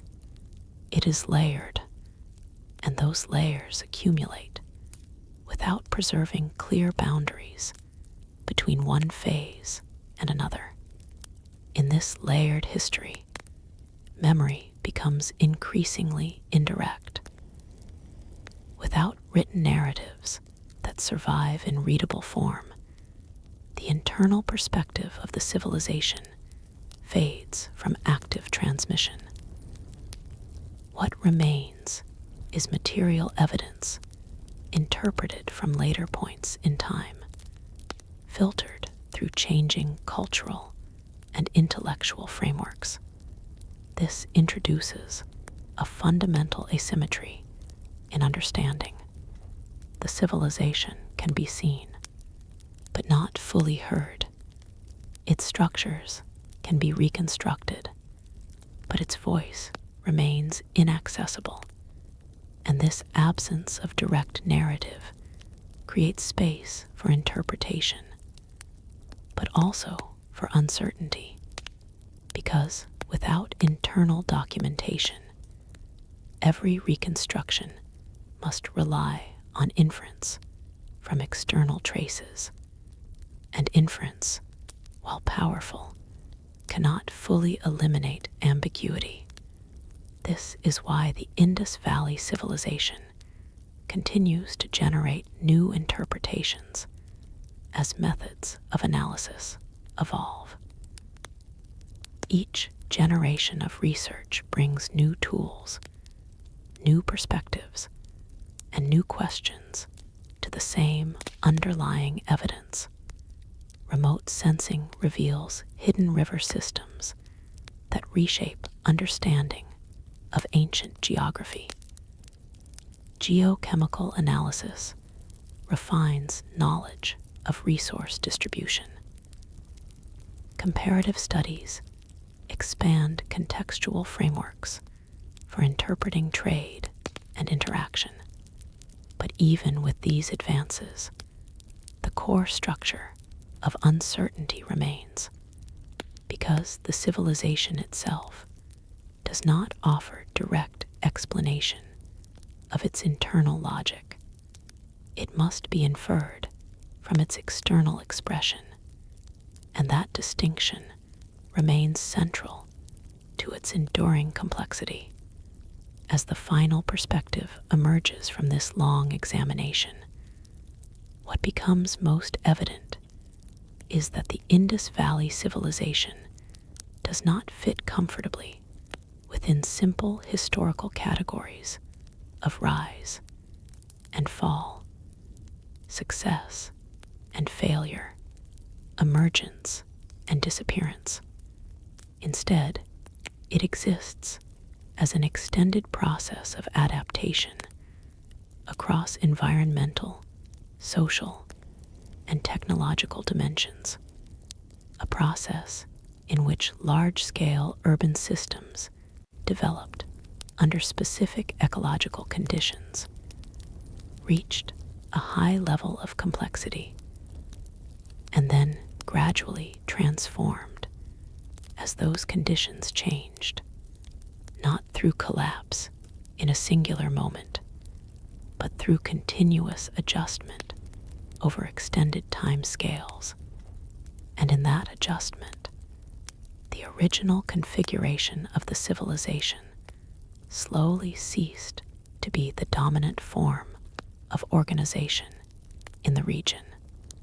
Yet its influence did not vanish entirely.